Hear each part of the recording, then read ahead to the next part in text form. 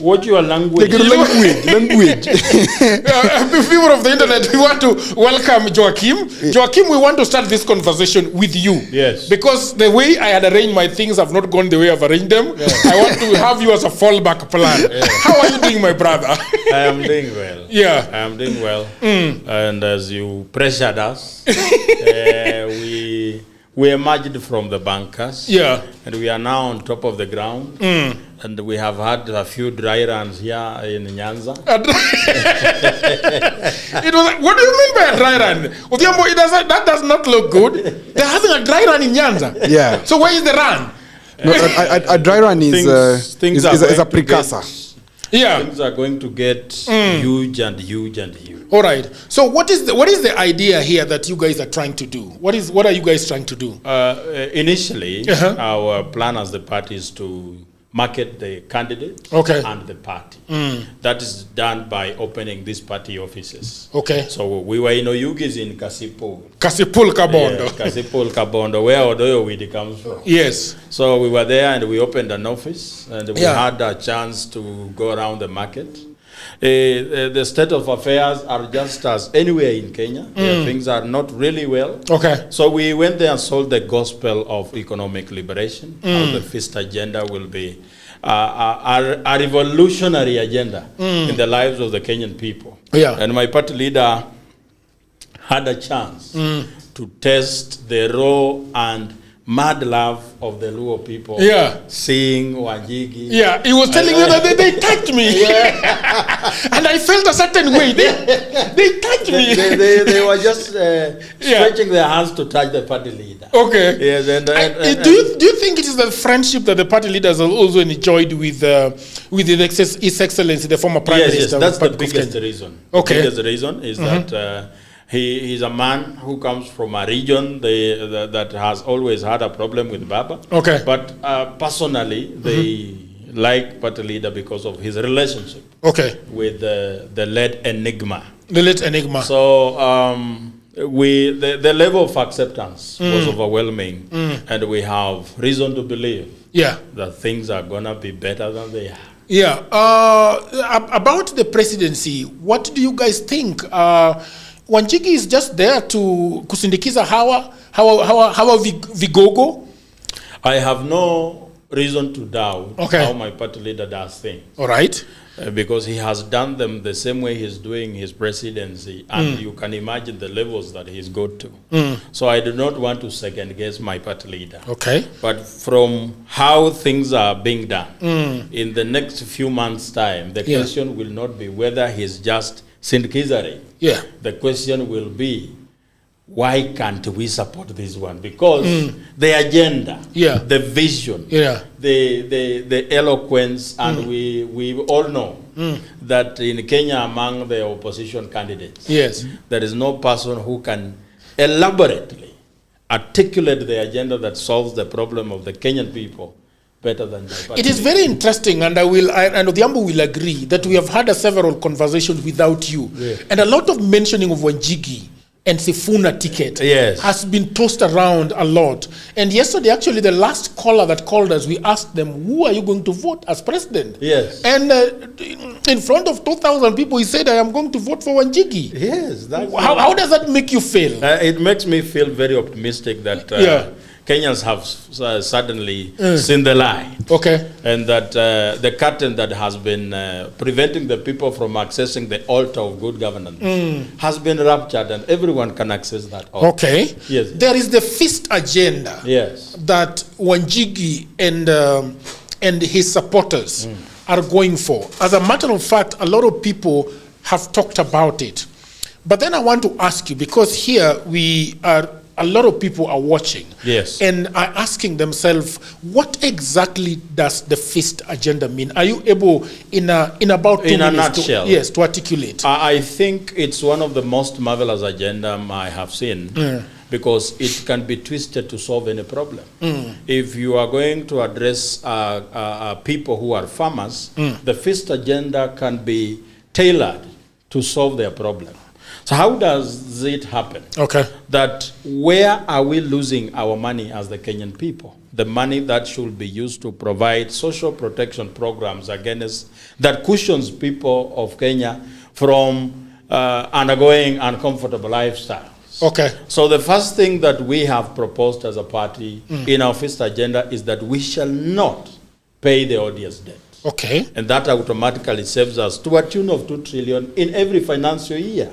Because when you look at how much we are using to pay debt, is more than 81%. So just by not paying odious debt, you save money that no any lending body across the world has ever given us. Yeah.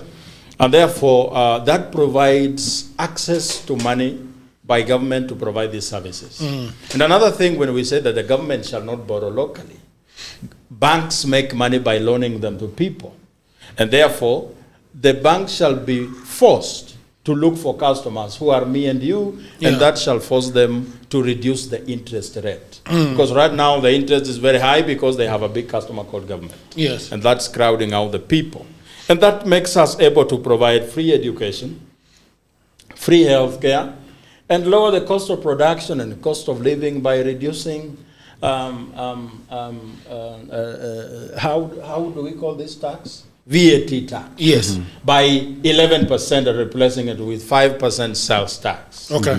That automatically reduces the price of fuel by 11%, which will reduce the price of transportation and sometimes storage by the same margin. That lowers the cost of living because there will always be a knock-off effect at the end consumer of any product. Okay. So my party leader, having been a business person, wants the private sector of this country to boom, and therefore they will be able to provide jobs for the young people. So Kenyans, we have no other party to support. You have asked No. Unaenda sana. No, for me as the SG of the party, I am allowed to say that. Okay. For you can't. Because I am giving the don't you think that is now crossing the line of advert? Yeah, very much so. It needs to pay Obunga some few coins. Yeah. We can't allow Safina to just ride on here. No. At the end of the day, Obunga shall be working in the office of the SG. When we get into Obunga will be co-opted into State House. Yes, into the State House. Working for the press. Yes. Where you see the president walking around. So Obunga is good. Obunga is good. Yes. All right, people of the internet, when President Ruto flagged off construction for the Rironi-Mau Summit Highway in late 2025 without a finalized contract, it ignited a storm. Okay? And I'm hoping that Obunga is going to be having the video for Mr. Gachagua to play, because that is the video that I really need to be played. I hope that it works. So, the question, Mr. Odhiambo, who is by today looking really wonderful. You look really sharp. Thank you, man. You know, with a UDA. Ever since he got a promotion at the UDA party, he's dressing very sharply. Yes. The question is whether the executive is prioritizing political optics, what Odhiambo calls political signaling, right, over statutory compliance. At the same time, the SGR Phase 2B extension to Kisumu is being challenged by lawmakers who claim the project is a mirage. Odhiambo, I spoke with an economist today, and one of the questions that Sheila told me on phone was that when she heard an MP, Karoli Umundi, saying that as a member of parliament, he has not seen any document, he has not seen any contract, and that is very dangerous, because then it means that there is unconfirmed financing. These controversies, people of the internet, are not political theater, I think, even as we are here, because sometimes you hear Gachagua talking about these issues, and you're like, are you just politicking? Or it is something that we should be able to know. All right? So this is the fundamental thing that we need to dissect here. And I want to ask Odhiambo, but I don't know whether we can play Gachagua. Obunga, can we play Gachagua? Let's play Gachagua and hear what he has to say. Niseme nikimalizia, shida tuko nayo kubwa kama taifa ni mambo ya uongo. Rais ameenda Murang'a pale Kangema. He has launched a road. By the time he reached Nairobi, the equipment followed him. Ile matinga imemfuata. Sasa wananchi wanauliza hii mtu kwani anatubeba kama nani? Ameenda pale, an institution that was launched by the Keharo member of parliament, anaitwa Dede Nyoro. Ile plaque ilisema Dede Nyoro alifungua, wametoa. Rais ameifungua tena. Na wananchi wako pale wanaona ni ukora. I have told the people of Nyanza, the SGR extension from Naivasha to Malaba is a fraud. Some officers have called me from Kenya Railways this morning, others from the Ministry of Transport, and they have told me there is no contract. It's another con. And I want to challenge William Ruto, if you have a contract for SGR, please publish it tomorrow. We see the commencement date and the date of completion. It is just a fraud to confuse the people of Luo Nyanza. But there is no contract. Even Exim Bank of China, they have said they cannot fund that project. So there is nothing. Even engineers have called me from Kenya. The road from Rironi to Mau Summit that was launched by William Ruto with CRBC, again there is no contract. It's a con game. I'm challenging William Ruto, if you have a contract for the construction of the road from Rironi to Mau Summit, can you publish that contract with starting date and completion date? As sure as December 25 is Christmas, he will not publish because there are no contracts. So Kenyans are getting to know the kind of situation that we are dealing with. So people of the internet, the question that we want to deal with today, Diambo and Joachim are both here to talk to me about this, is the validity of the launch. So there is the PPP Act of 2021 requires a 30-day window for anything to happen. The bidder is selected. Does a presidential launch during this period undermine the legal integrity of the process? Number two is that the shadow of G2G, does the use of government-to-government procurement for the SGR extension bypass the transparency requirements of Article 227, or is it a valid legal pathway for bilateral development? I spoke with Sheila. She told me that there is nothing like that. Then there is the burden of affordability. Under the PFM Act of 2012, debt must be sustainable. With the Rironi Mau project split into lots of due to investment caps, are we seeing a clever legal workaround or a fragmentation of these debts? All right? And then the parliamentary sovereignty. There is a huge issue there.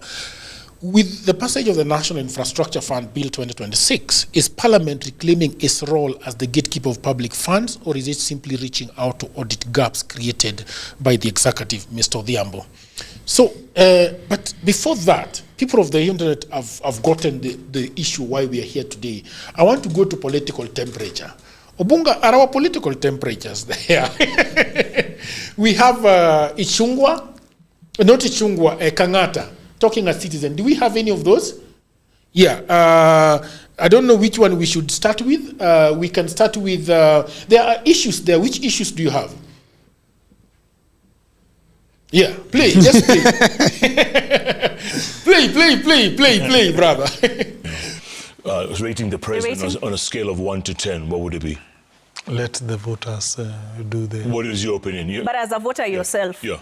Let the voters... 1 to 10. But Governor, you are a voter. Governor, give us a grade. Let the voters do the call. Play that again. Okay, so the question... rating the president on a scale of 1 to 10, what would it be? Let the voters do the... What is your opinion? But as a voter yourself? Yeah. Let the voters... 1 to 10. But Governor, you are a voter. Governor, give us a grade. Let the voters do the call. Last. Out of... After, on a scale of 1 to 10? On a scale of 1 to 10, I didn't hear the other part well. Is being asked to rate the president's performance. Yes. Oh, yeah, and he cleverly escapes the question. Yeah. And he escapes the question. So let the voters decide. So pack that. Play another one.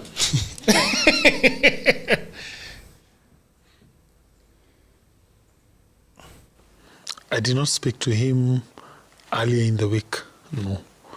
privately.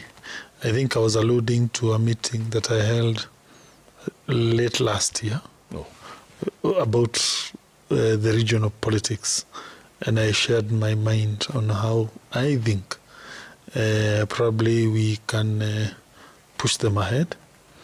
We did not agree on the tactics, so I just kept quiet. Yeah. And now, since that time, I think we are now headed to 1 year. I've seen how the politics is going on. Yeah. And I think I'm now convinced it will not end well for UDA party, at least in my region. All right. There's another one. People of the internet, that is the second video. What is being asked whether he has spoken with the president, but he says he spoke with him sometimes back. And his issue was how things are going on in Mount Kenya region. Obunga, do you have the other one? Yeah, play please. I hope you are remembering all these questions. The people of the internet are remembering these questions because I want to ask you. Go ahead. But UDA, or rather the government, has been doing actions whose net effect is to make DCP more popular. Example, violence meted on the people of the opposition. We saw Othaya church attack. The opposition went up. No one was arrested. We saw an attack in a church in Kariobangi. The opposition went up. We saw the other day attack on Senator Osotsi. The opposition went up. So I am not interested per se with what the opposition is doing. I'm more interested in what UDA or the government is doing to shoot itself on the foot and therefore strengthening the case for opposition. Okay. So, Odhiambo, we have got three issues here. Jeff Koinange is doing very good journalism and is pushing Kangata on several issues. The first question is asking him to rate President Ruto. And he's not able to do that. The question is, why is he not able to rate President Ruto? Well, he's playing the safe ground. He's playing the middle ground as of now. He's a very good politician who has some level of decency in him and who is not coming out guns blazing against President Ruto. Okay. He's only made it clear that he's not going to contest on a UDA ticket come 2027. That's fine. I mean, absolutely. But in between, he doesn't want to butt his head against the wall. Okay. Because him starting to talk negative about the government per se, there are those overzealous fellows within the regime who will, of course, go after him if he speaks negative about the government. Of course, these people, they're the overzealous characters who normally just want to show to the president that they're working. Or they just want to prove to the president, or they want to prove to the president that they're a powerful team who have his interests at heart. Now, when that occurs, one of the things that this fellow is avoiding is, for example, being harassed to EACC. Because the government will always find something against you if it wants to deal with you. There's something they will find. So I believe Irungu, on one side, communication-wise, is being very annoying. Because why can't you answer? It's a simple question. It shows indecision. But again, the Bible clearly tells us that there is no middle ground. It's either you are red or white. That means it's either it's a yes or a no. There is no middle ground between the devil and the godly work. So give it to him. He's very elusive and evasive, which is his trait anyway. One of the most boring interviews you can ever watch on TV is Irungu Kangata's interviews. Yeah, you'll never get out with anything. You'll only he's very good at making you feel some type of way. But he'll never really leave you with something solid. Okay? Yeah. That is for me, is a very, clever, but very weak. Okay? But good for him, it serves him. He plays safe and then he survives. Yeah. He's not going to be followed by EACC in any way. Okay. Yeah. The other question that is being asked is that he's saying that UDA is actually shooting themselves in the foot. Mr. Joachim, what did you think about that? As a person who has done poetry, Kangata has repeated one word 3 times. Okay. 1 term. as he was explaining the people who have been tear-gassed by government. So it's a statement, but he's actually saying one term. When he says that the Othaya church attack, violence meted against who? One term. When you look at the Osotsi attack in Kisumu, Osotsi is one term. Tear gas lobbed against the Sifunas. Those are one term. In other words, the guy is communicating something. And he has actually said the government is shooting themselves on the foot. So he's disapproving of the actions the government is doing. And he's endorsing the one-term brigade. He's showing sympathy and empathy for the one-term, which means he does not want to come outrightly and say, I have joined the one-term team, but he's just sending signals that the one-term team are not being treated right by government. That, in other words, he's faulting government and defending one term. The conclusion is he's no longer with the government, which I think he's not been with them for a very long time. Odhiambo, let's go back to the body language of Irungu Kang'ata. Do you think that, is it a disappointment? Is it a disappointment that, look, we were so excited about this whole project? You know, we ran around the country with you. We were talking about this hustler movement and bottom-up economy. But look, you are shooting yourself in the foot. I mean, this is interesting. The other question that I would follow with that is that he's going to DCP? Well, let's start from the question of the body language. That is one of the most interesting things that I didn't think you were going to ask. But it's beautiful. I always wanted to ask about body language because I have a dictionary of reading body language. So you see, throughout the interview, he's seated like this. And I'm leaning back. Sorry, I know the sound could be far a little bit. Is leaning very much out of the vision and is very restricted. So once somebody folds their hands like this and they're speaking to you, they're reserved. Very measured. You're not going to get anything from them. Just like when you're talking to just a normal person and you see them holding themselves like this. This is different from this. These are two different body holdings. This is caressing yourself. Sorry. This is caressing yourself. Now, caressing yourself? Yes. Caressing. Human beings caress themselves to pacify yourself, or when you're standing alone watching something, you find yourself trying to remain warm. So you'll always find yourself holding yourself like this. But putting your hands like this, folding them inwards. Number one is bossy, of course, but number two, it is also very restrained. Then leaning back also implies that he's uninterested in the discussion, completely uninterested.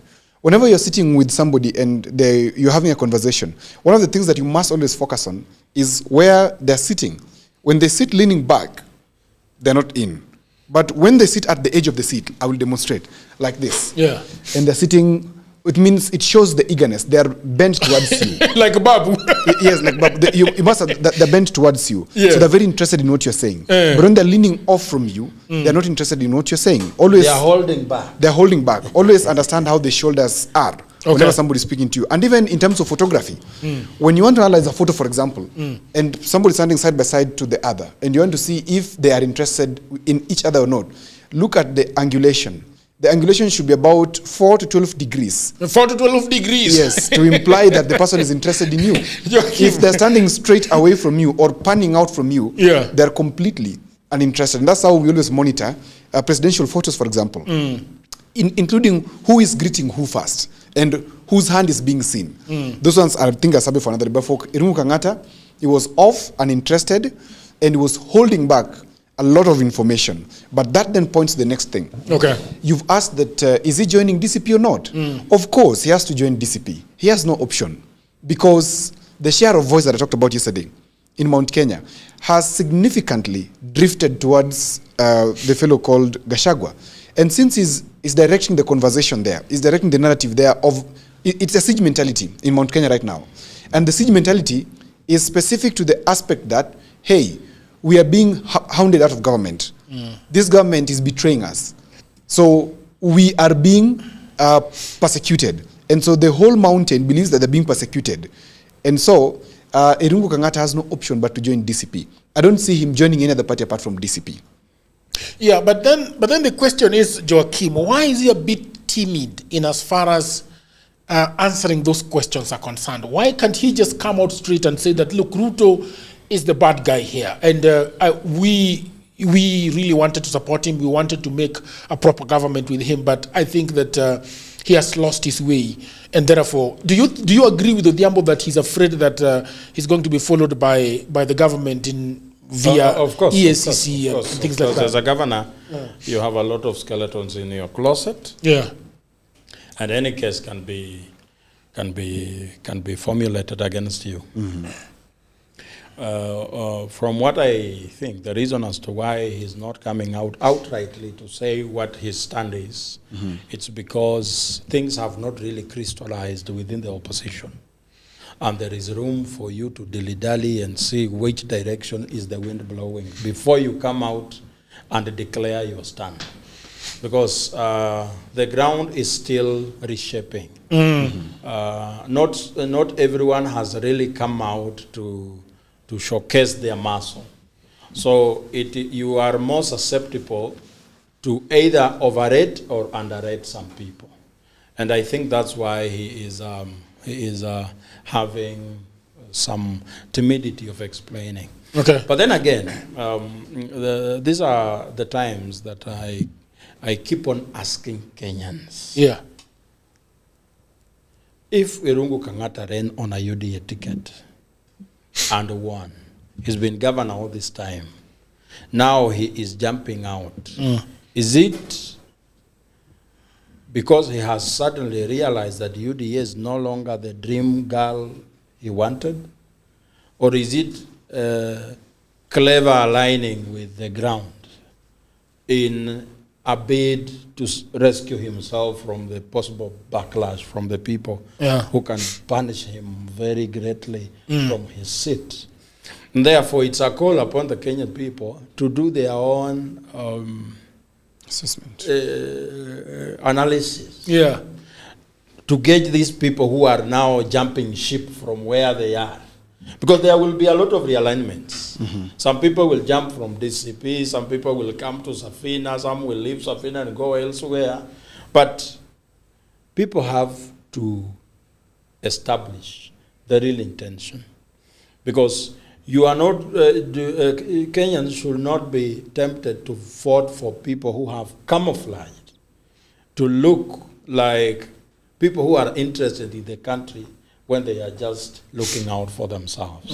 Yes. Okay, that is fair. Do you then think that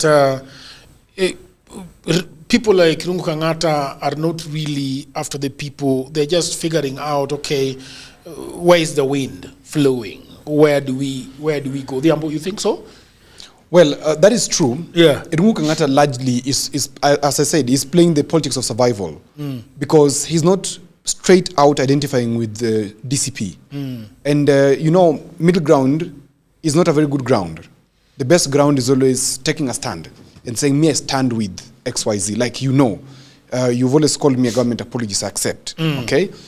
Because I don't see up to now another alternative that is better until I see a Kalonzo Sifuna ticket, for example. But okay? you have got an affinity for for Wanjigi. What makes you just join Wanjigi's party? Because you're very empathizing towards them. What is your problem? Because I'm a practical political strategist. Okay. I'm not just a fantasy thinker in terms of politics. I do understand that Wanjigi has the best fit. Okay. In terms of solving the issues of this country, that I've said repeatedly, because he has the diagnosis and the prognosis for the malady that Kenya is facing right now. That's for a fact. But does he have the political clout and muscle to face the rest and to push him to power? No. Okay. What is political clout and muscle? I hear Wanjigi is a billionaire. Well, it's not just about billions. Okay. If billions were to make people presidents, then we could have seen so many presidents who are billionaires other than the ones we've had. Okay.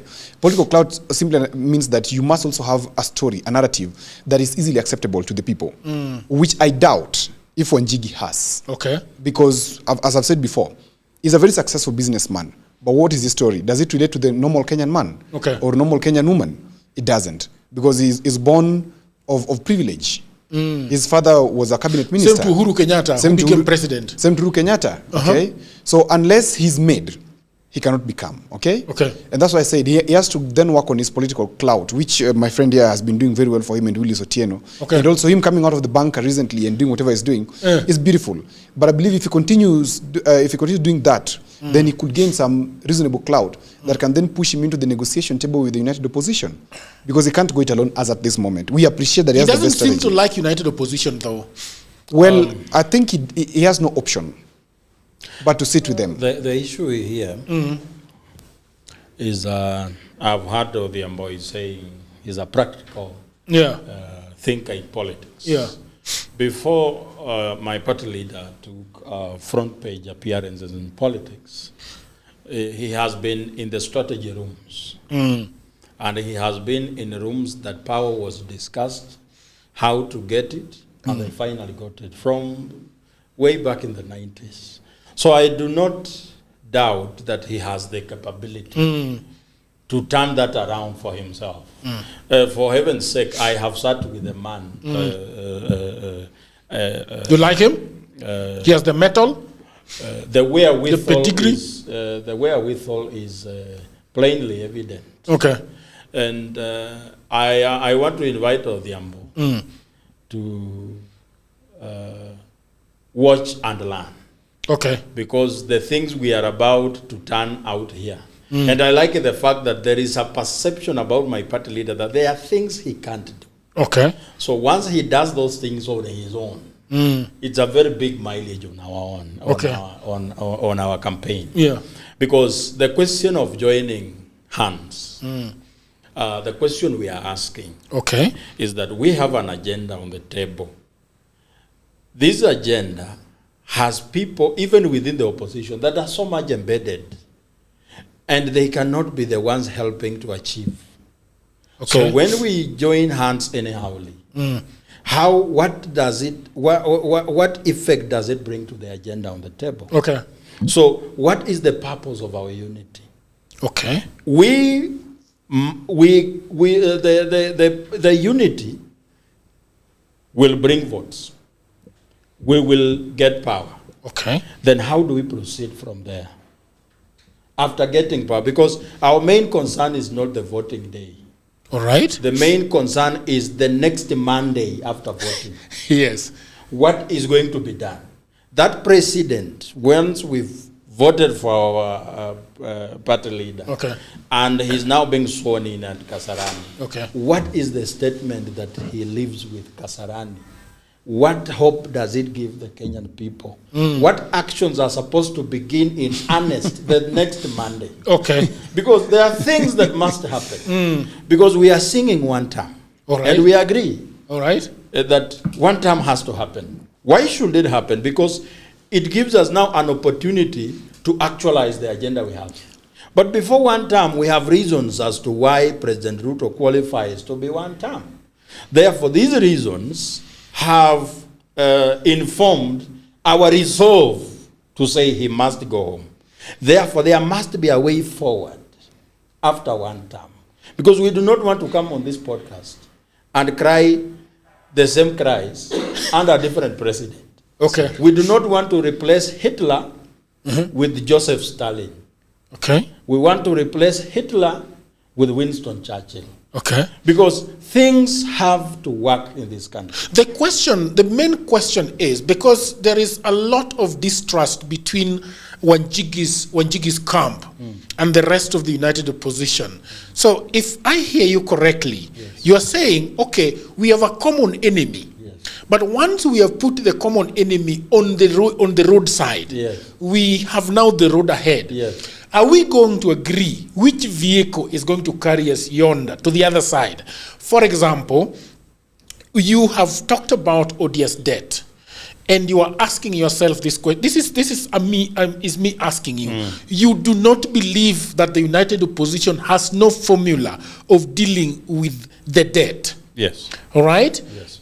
You do not believe that the united opposition can be able to deal with our economic situation. Yes. And therefore, then you are at a crossroad and at a fix Because then if Wanjigi goes his own way, he's obviously going to take a very big percentage of the votes. Yeah. Let's say from Mount Kenya and any other person that might say, okay, because we have had people here saying that my heart is with Wanjigi, my heart is with Willis. So then what happens? You seem not to be having a proper way of removing President Ruto if that were the way you guys are going. Because if you, for example, formed a third force and Sifuna comes with a fourth one, and Ruto remains as the main presidential candidate ahead of everybody because he's the one who has announced that he's going to be president. So then what happens? You all drown. Let me paint for you a picture of the worst case scenario. Okay. If we as Safina Party go out on our own, Safuna goes on his own, United Opposition goes on their own. Okay. Then there will be a rerun. All right. Because now President Ruto can you as you see it when you sit on the big Wanjigi boardroom, you are looking at the board. Then someone do you want to tell me who becomes number 2? The two top. All I can say. Okay. This is a difficult one. These members of the opposition shall be at the top. Okay. Because now, but none of us will get to 50+1. All right. And that will occasion a rerun. All right. And that is the worst case scenario. All right. But be it that we unite, it must be on the basis of the idea. Because we do not want to be like the people who went into detention looking for independence. Okay. The JM Kariukis, the Bildad Kagia, the Kapenguria 6, they all had one agenda, that Muzungu lazima aende. Kweli. But they did not have an agenda post-Muzungu. Hey. So, after they attained independence, now they had nothing that puts them together. Okay. Everyone went their own. Jaramogi Odinga. Jaramogi has his own ideas. Bildad Kagia on his own. Kungu Karumba. Kenyatta Shamba. Wakasambaratika. We do not want to get that. Even as we have an agenda that for now, all our missiles are on Ruto. Okay. That there has to be, then after we annihilate this target. Then we was talking about annihilation yesterday. then after this enemy is done, okay, what is there to unite us? You feel that the Kenyans are going to remain where they were? Kenyans will, the expectations of Kenyans will be very high. Okay. Once we deal with the President Ruto and make him break the fourth record of being a one-term president. The expectations shall be in the roof. Okay. They will expect some instant reprieve for them. Cost of living, education, SHA. So they will not want explanations. Okay. So we have to make sure that the president understands the immediate actions that will make Kenya appreciate the decision they made of sending William Ruto home. Otherwise, we will not even finish one term. You want to chime in? I think it is not in good spirit to discuss Wanjigi today. I believe it's a good comic relief. Now we can go to the projects. We can, but we have Babu Owino. Okay. We have Babu Owino. Bonga, do you have Babu Owino? Yeah, please play. Kuna mtu hapa anaitwa Alex. Sijui amelipwa pesa ngapi. Nani huyo? Forgave me from day one. I called my mom, Felix called the parents, we sat, we talked, we narrated what happened. Our parents knew and saw that there was nothing between me and Felix. There was no bile, there was no challenge, there was no problem between me and Felix. Felix forgave me from day one. And Felix would have forgiven me still. It is not about the finances, okay? It is not about the finances. It's about, Felix is a very good person, by the way. I didn't annoy him, he didn't annoy me. If you look at that clip again for DJ Evolve, you see that there is no fight before. There is nothing before. It's just something that was happening instantaneously. So it means that when it happened, it is Felix who told me, Babu, take me to hospital. It is Felix who told me. I carried Felix to hospital. I took him to one of the best hospitals. Nairobi Hospital charged me close to around 28 million Kenya shillings. I'm still paying that debt up to now. Peana sombili every month. Bado nailipa mpaka sahi. So whether there was proper medication or not, there was, the bottom line is, the foundation is, we were not fighting over anything. So which means there was no issue between me and him. Odhiambo, Babu wants to be the governor of Nairobi, and Babu wants to ultimately probably be president of the Republic of Kenya in 2032 going forward. Or they could even decide to run with Safina in 2027. Who knows? But there is this this event that keeps following Babu. And everywhere he goes, people, and the videos are there, the images are there, and they're not going to be deleted from the internet. I don't know, as a political consultant and operator, how do you deal with such a thing that keeps shadowing you this much? Everywhere you go, people are asking you, but we saw you whipping out a gun. How is Babu supposed to deal with this issue? He's dealing with it the best way that it can be dealt with, I think so. Okay. For two reasons. One, never deny a mistake. If it's happened, and because if you deny, you look stupid. You'll be insulting the intelligence of the people. It is definitely true sin that he shot this guy. Okay. He admitted it, that yes, this happened. It was a mistake. The challenge is that for political expediency, people like defining people by their moments of weakness. Okay. And that's fine. Because the human mind likes looking at what is dangerous and not what is positive. Now, in what is dangerous, of course, Babu looks very bad in shooting that fellow. But him accepting and him doing two very important things. One, he said, I'd stop drinking completely. He does not drink. He does not abuse drugs. That's a very good moment of change. That's a very good indication that is actually changing, because this could actually affect him in the long run.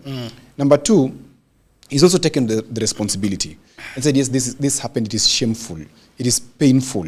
It is not something that is to be overlooked. And even today, on the very same station, I watched that interview. He did say that, yes, in a working, in other democracies, he would be in jail. But in this democracy, at least there was a chance of him talking to Father to Evolve, DJ Evolve, and them having an out-of-court settlement, what is called, there's a way it termed it, I'm just forgetting the term. It's solving it out of the court. Though naturally, it shouldn't be out of the court. But they decided, the complainant decided that we can arrange this out of the court. Because remember, these two were actually friends, okay? And anybody who has taken alcohol, especially to the extreme, will appreciate the fact that some stupid things happen when you abuse alcohol. And that is what happened with Babu. But I think the way he's handling it is he just has to continue talking about it and owning up. And of course, let him not deny. And I think one time we'll say, okay, it's enough. We've had that story for far too long. And he has to speak about it for very many times until when people say it is enough. I don't think there's any other option for him. But if DJ Evolve died, what would it have been? Of course, that would be manslaughter. Because if it is murder, then they'll have to. But you can't settle a criminal case out of court. No, you can. Really? You can. If the complainant withdraws to settle it out of court. Because I am looking at this case, and Babu Owino has a different way of imprisonment. This imprisonment is this everlasting question that will always show up whenever he expresses interest to be anything. Okay. It is not going to stop, and it will follow him to his grave. And and it's a yoke on his shoulder. He has said here that he uses to a tune of 500,000 every month. Yeah.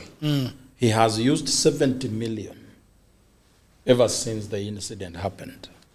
I think to me it's a Damascus moment for Babu Owino. Yeah. Because there are things he no longer does that he used to do. Yep. There are now some drawn lines on the ground that he cannot cross. And as Saul was, so is Babu. who was converted into Paul, and the zeal Saul used in persecuting the Jews, he used the same zeal to preach. Yeah. So with the same tenacity that Baba Wino had in engaging in wayward lifestyle, I think he should now employ the same tenacity in being a better person. Okay. Agreed. And I think let us not behave like we are immune to committing things even worse than what Baba Wino did. Yeah. At some point, every person is susceptible to do things that they never be proud of. So let us cut him some slack. Because let's say Baba Wino was imprisoned. Then how would be DJ Evolve surviving today? Who will be giving him 500,000 every month? And then Baba Wino will be in jail, and DJ Evolve will be dead. So I think the universe found a way of dealing with the issue. Yeah. And it dealt with it the best way it can. Yeah. There is another video of Babu talking about ODM. Do you have it, sir? There's a video where Babu, I can actually just say it. There is a video where Babu is saying that he's not likely to run on ODM ticket. Odhiambo, what do you think about that? That is okay. In Nairobi, you cannot run on a pro-government ticket. Anybody who runs on a pro-government ticket in Nairobi will fail. And I can tell you, and I can predict with 100% surety, that the seats that ODM is having in terms of MPs, it's going to lose all of them and maybe rescue just one. Maybe. If they get the most, will just be one seat for MP in Nairobi. They're going to lose all of them because Nairobi leans more towards the opposition. Yeah. And anybody who is strongly in the opposition then sits himself a chance to win. So Babu saying he's not going to contest on ODM ticket is not news. He said it before, even when Raila was still alive, because he knows the calculation. You must spread your wings in Nairobi and expand your risks. You cannot put everything in one basket and think you can get it. Yeah. So he's right to do whatever he's doing. That's right. Yeah. Everybody deserves a second chance. People of the internet are saying, even Obonga. Yes, Obonga deserves a second chance. Even Obonga has been forgiven. All right. Let's go to the issue that we are having of Ruto and the SGR and the Ruto'S Summit. Right. Odhiambo, what do you think about this? Because a lot of people are saying that Ruto is so eager and so aggressive in trying to show people, for lack of a better word, shiny stuff. But he's not willing to calm down and explain to people what he's doing. So Karoli Omondi, who is an MP, is claiming and has been complaining bitterly that how can the president be going around telling us that he is doing all these projects? And as people who are supposed to be offering oversight, we do not see these things. For example, Ruto'S Summit. We don't have the contract for the SGR coming from, Naivasha to Kisumu. What is the reason why the president is refusing to allow these people to see this thing? Because, well, Odhiambo and I may not be able to see this thing because we don't provide any oversight for the government. But why is he refusing to give out these things to people that need to see them? And Rigathi Gachagua went ahead and asked him, look, produce, and we shall be silent. But he's not. What is really going on? Yeah, so let me begin as the government apologist. Okay. And on this, I take that stand. And I allow the people of the internet to prosecute me thoroughly on this one. Yeah. Now, it's a communication failure, big communication failure on the side of the president's team. Okay. In terms of availing this documentation or in terms of explaining what this is about. And then that raises the question of transparency on the president's side. And that is true because you need to tell the people what is going on. Okay. People are not just see developments and they're not being told what's going on. But also, let's ask ourselves the fundamental question. Okay. That who has placed before Parliament a question, okay? Which MP has placed before Parliament a question that compels the president or the executive to present the documentation or to audit these projects? Up to this moment, I've always said, President Ruto may be running in excesses. And of course he is in some instances. But then how is our check and balances structured, Joachim? It is structured in a sense that Parliament needs to check on the excesses of the executive. But the challenge, we took in dimwits to Parliament, and a lot of them don't understand how to oversight government. They've gone there as hungry people who have abandoned the people who took them to Parliament. So they cannot oversight on behalf of the people. And on this, there are so many things which come to play. Number one, Jagero, we have the debt question, which of course I agree with Joachim, and I've always said that President Ruto need to grow some balls and talk boldly on Uhuru taking excessive loans and taking him or giving him amnesty to bring back the money, or face him head on and let him go to wherever he can go to. We say kama mbaya ni mbaya, because I believe there's a lot of kowtowing in the question of calling on who took the debt and how it was used, despite the fact that Ruto was also part and parcel of that question.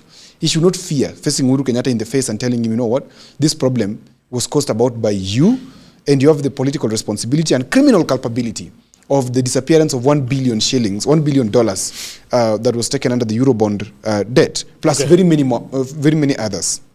That said and put aside, now we want to look at the question, what are these projects that the president is doing, and why is he doing them anyway? This again comes back to Kenyans. Kenyans love to see something happening. Politics of optics, all right? Because we have discussed here before that if Kenyans would have taken the path of redefining what development is, we will not be rushing for optics. If Kenyans and the media and everybody else will be taking on to the agenda of saying, let us redefine what development means for us. Let us look at development in the context of our needs, our prosperity, our imagination of where we are going, then the president will cave in. For this reason, when the president hears or knows that the people are looking for optics, what does he do? He serves them optics. And what are optics here? One, the people need to see something huge that is happening. The people need to see a stadium. So he built a stadium that is out of this world. One of the most expensive stadiums, actually, in Africa, if not the world. Two, we go for a huge project like the housing program, the affordable housing program, which, of course, I've always said and I repeat, that there's a question in terms of the policy. It should be social housing and not affordable housing where it is being sold because it is built on government land. It should never be sold. But how is it being built? There are questions to it which we'll come to shortly. If you come to the Mau Summit Rironi Road, of course, people are not understanding what's going on. Because who is failing the people here? Two people are failing us. And that is why political headache gives it a different touch. As much as I'm a government apologist today, I will go deep and share the details which the government doesn't want to share. For this reason, that is important how people know what is going on. And it's not to spite the regime, but it is to help them so that the people can be in a position to know what is going on. Now, in that context, Jagero, let's look at the question of SGR to Kisumu. Let's look at the question of the stadium. And I believe I'll start from let me start from the SGR program. So in the SGR program, it is government-led, but it also has PPP elements in it, which means the government has invited private investors to come and help build, where the government also matches up. What we know before, Joachim has talked about it because it is his party leader who introduced this question of SGR to this country. The president knows very well that we cannot use government money because we don't have it. All the money is being used to pay some debt which is phantom. That is agreeable upon all of us. And he's saying, let us get money from private investors because we are already paying for the one to Mombasa. Okay? And how are we paying for it? The government is paying up some loan, but also the money we are paying is not going to the government. It is going to pay that loan as well. Because this guy is constructed, it's called build, operate, transfer. So the Naivasha Malaba Railway will also be built under the same context of build, operate, transfer. It's about 30 years. The same also works for Mau Summit Rironi Road. Build, operate, transfer. Now, how do you operate? By tolling it. For the SGR, of course, there's the transport that people pay, so they're able to collect it. But for the Mau Summit Rironi Road, there's tolls. They're going to be tolls, which means before you use the road, you're going to pay something small at the toll. Then the person who built this road is going to do what? To recoup his money. Okay? Then we have the Talanta Stadium. This is the most interesting one, which I think interests me most. Because on this one, the president has borrowed heavily from President Kenyatta in terms of using the military. The Talanta Stadium had a specific timeline that could not wait for something I call the conventional tendering process. Because there's a timeline that by 2027, we must prepare for the AFCON. And I think the verification must be done, I think, a year later or whatever, earlier than the expected time. So in that process, what happens is that the government chose to go through the military. In the military, the procurement is never audited, right? Number one. Or if it is audited, it is internal. We don't know what happens there. But then it is military-led, but there are also elements of private people inside it through something called Linda something. I don't know if you remember it. Lindsay or something. There was some money fund that was launched at the Nairobi Securities Exchange, which was oversubscribed. That then provides the money that is being used to build the Talanta Stadium. Of course, we are saying that originally it was to be 7 billion or something, then it moved up to 44 billion. That's the actual cost. But the payout of the Lindsay money, the bond, will go up to about 104 billion. We'll have 100 billion as interest. As interest, okay? Which will be paid over a period of time, okay? The math is not mathing, even for me. But is there something that has been done? Yes. Is there something that is failing? Yes. What is failing? Communication, I've said. And number two, oversight by parliament is failing. Because if you have a weak parliament, this is what we have. That's all I can say about it. Odhiambo, there are several questions that arise from this issue. Because you're talking about build and do what? Build, operate, transfer. Okay. You build, you use it, until you plow back all your money. Then you'll give it back to government. Yes. Yeah. Kevin, remove this light and put it a little closer to this way. Yeah, that way. Yeah, thank you. So, because when I was doing this research and I was talking to Sheila, I was making notes. And the life cycle of a national project is a structured progression, right? Designed to ensure that the state does not enter into untenable commitments. Yes, the debts. Correct? So there is a legal procedure that is typically followed by a sequence of identification, appraisal, procurement, and execution. Whether somebody else is coming into the country to build it and they will hand it over later, there is a level of responsibility that the government bears. Because it can reach a point whereby the contractor is saying, sisi, tumekuachia yu kitu hapo. Sasa, weka yu bridge yu kitu ifanye. Sisi tumefanya nini? Tumeondoka. It falls back to the government to figure it out. So, every project must begin with an identification phase. Right. Where the contracting authority, which is typically a state department or corporation, determines the need for an asset. So we are assuming that this need has been determined by Ruto or by who? Because Karoli as an MP does not know it. So who has done the determination? Of course, we have the systems which do the determination. We have KNBS, which is the most important determinant in any government project. Because they do predictions and tell you this is what we need. And also we have international treaties or charters that we sign to. Like, for example, we're a member of the AFCON body, right? We're a member of FIFA. We did a bid to host, in unison with Tanzania and Uganda, to host the 2027 AFCON. Then there's the standard that they've set, for example, so that things can be done. So then the Ministry of Sports then identifies and says, okay, the infrastructure we're going to develop is 1, 2, 3. That is Nyayo, Kasarani, and a new stadium to be built. And that is exactly how we arrived at Talanta Stadium. Because that is fair. For a project to be considered valid under Section 25 and 66 of the PP Act 2021, it must align with the National Development Agenda, such as Kenya Vision 2030 or the medium-term plans, which is fine. So Ruto and his people with all the MPs can decide that they are going to do that because now they have got the vision. Once identified, a project node within the contracting authority manages the preparation of the project, coordinating with the Central PPP Directorate, correct?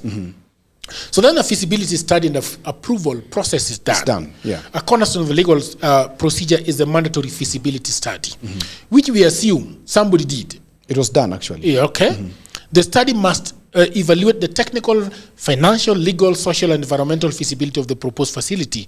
Affordability is a defined legal threshold. And I think this is the problem that a lot of people have had with the government, because the issue of affordability keep, creeping up all the time. So once a project is approved for development, the procurement process begins. While competitive bidding is the default, the 2021 Act also recognizes privately initiated proposals. Correct. So we are assuming that if Karoli is not seeing it, then it is a Karoli, well, one thing I have to say about Karoli, with all respects to him, Karoli knows what's going on, and Karoli is playing politics with this. The reason why I say so, Karoli is not your average politician and average MP in parliament. Karoli is one person who has been the chief of staff of the Prime Minister, having direct view onto the contracts coming to the country. Karoli became a billionaire by such programs. So he understands completely. He cannot play safe. You can malign Karoli all you want. I'm not maligning Karoli. I'm just saying he has eyes on it. He has an understanding on it. I would like to highlight my board of contention with the projects initiated by this government. Before you go that, I want to. The reason why I was telling Odhiambo that he can malign Karoli all he wants, because I wanted to say this before. While competitive bidding is the default, the 2021 Act recognizes privately initiated proposals, which is fine. Ruto can go there and do that. But PIPs allow a private to originate a proposal. They can originate it. Yes. But they must still undergo a rigorous evaluation as they were a competitive bid. And during this rigorous process, what happens? To maintain transparency, the law requires that the name of the proponent and the project description be published, inviting competing proposal from other qualified parties. Now, nobody has ever seen these ones. Go ahead, Mr. Because opacity is their forte. Now, let's start with the stadia with no track and poor quality seats, Talanta Stadium. Do you know that Talanta Stadium shall have no track? So you can't even go there and swear president there. I saw some people say, we shall swear in our new president at Talanta. You cannot. It only has a football pitch with poor quality seats. Why poor quality seats? And the excuse they are giving with poor quality seats is that Kenyans are very prone to distraction. Yes. When we put there these collapsible seats, they will vandalize them and we will incur a lot of cost repairing. So they have put there things that look like potties for children. Outside here, Talanta looks beautiful, but inside it's another Nyayo Stadium. That's one issue. The second issue is, according to the law, not a lawyer, but lawyers will have a chance to proofread what I'm saying, that one shall not pay more than double what they have borrowed. That if you have borrowed 100 shillings, you are not supposed to pay 250. We have borrowed 44.8 billion to build Talanta Stadium. Why are we supposed to pay 144 billion? That's more than... Odhiambo knows that law. Odhiambo, can you remind this? Let him finish. So Odhiambo will tell us you about probably don't remember the law. I will. He's perusing through his pages to find it. So that's one area. So for us, we are not looking at whether things are being done or not. The question we are asking is, how are you doing them? Procedure. Because that is what determines a good government. You do not just come here and build something. At what cost?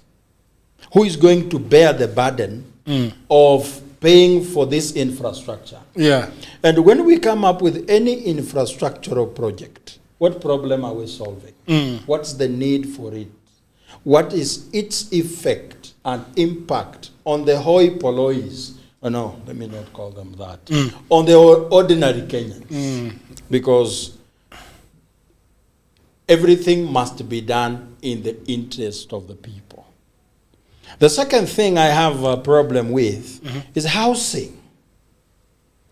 I want you to understand one thing, that housing is being built on public land.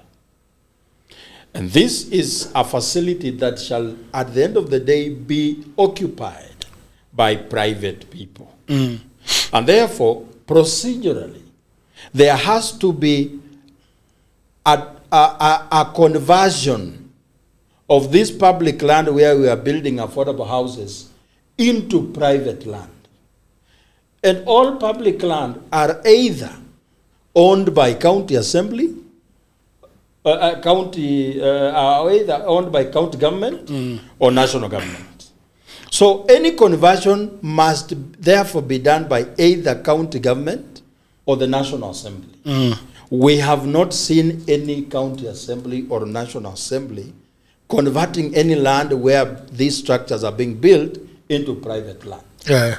And again, these houses are being built by money deducted from the pay slips of the Kenyan people, built on public land. But then they are being given to the people at almost the prevailing market rates. That's a problem. So when we were building this affordable housing, what problem were we dealing with? Is it a problem of housing? Is it a problem of provision of jobs? Is it a problem of slum upgrading? Because it is hard to identify what really is the problem we are trying to solve by building the so-called affordable government hostels, because they look exactly like hostels. I was in Homa Bay and I could see the ones built there. They look like abandoned prison in the US. Mauri-Roni Road. Don't be too dramatic. Mauri-Roni Road.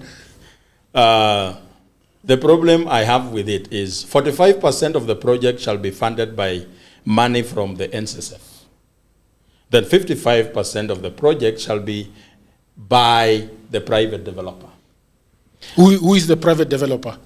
I do not know. I do not know. So, this project is not a national infrastructure project.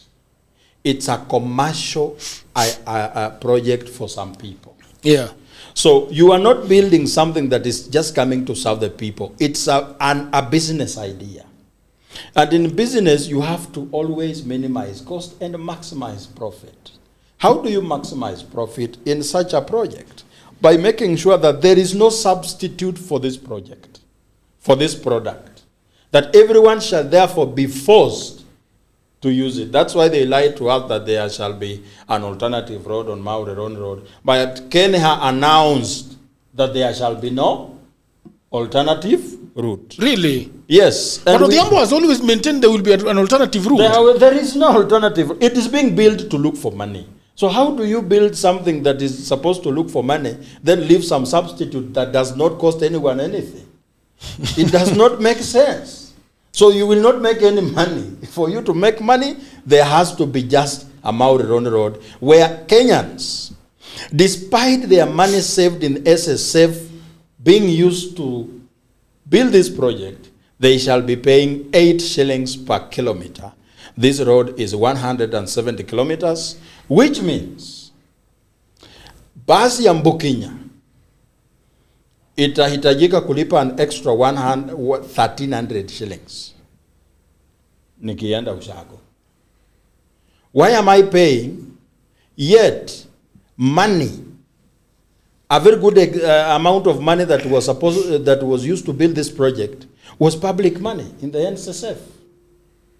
So, all these projects that you see being done around the country, in the guise that they are there to work for the people, they are there to serve a particular capital interest for the people in government and a clique of their friends.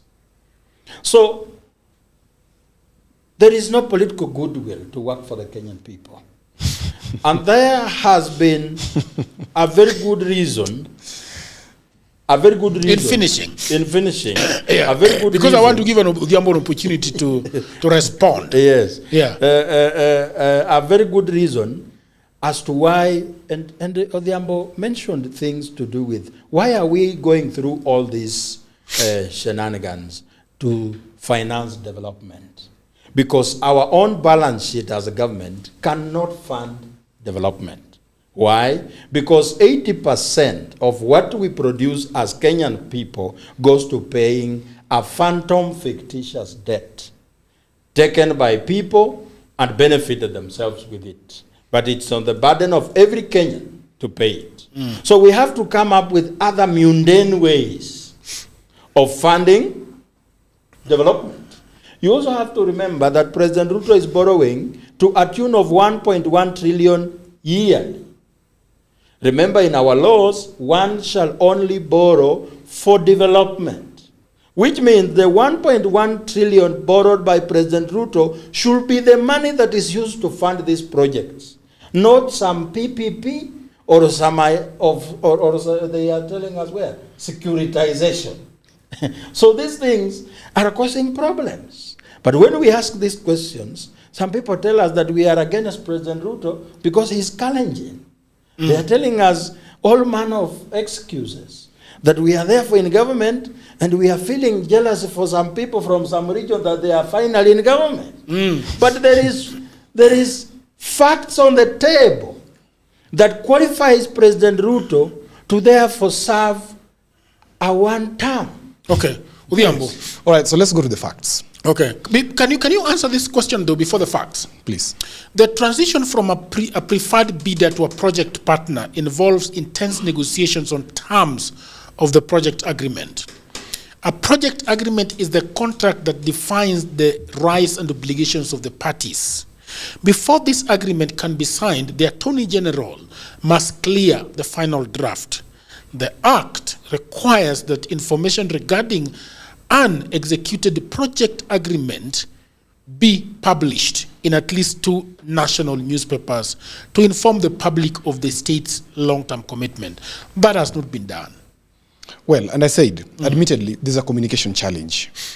Admittedly, there's a communication challenge. We're not going to really communication? We're not going to sit here and lie to ourselves that everything is fine. No, there's a communication challenge within the regime. But now, can we look at the facts? Okay. One, let me first start by deconstructing Wanjigi's chef. Because there are a few things which he is saying which are despicable and insulting to the Kenyans here who are watching, and also just the international community. This fellow knows so well that both Uhuru and Ruto were brought to power singularly by the architecture of Jimmy Wanjigi, both in 2012, 2013, and up to the repeat of 2017. Okay. The first handshake between Uhuru Kenyatta, then President, and Raila Odinga, then the just immediate former Prime Minister, was actually engineered in house number 44 Muthaiga, where that is the residence of Jimmy Wanjigi, where this fellow goes every other time. It is also true. He's calling me a fellow. It's unparliamentary to call me that. My apologies. Yes, a fellow is a very honorable term. It's insulting. A fellow. I'm sorry if it is. No, I'm sorry if it is insulting. No, it's very. No, it's okay. I'm sorry if it is insulting. Okay. You didn't go to school. You listen.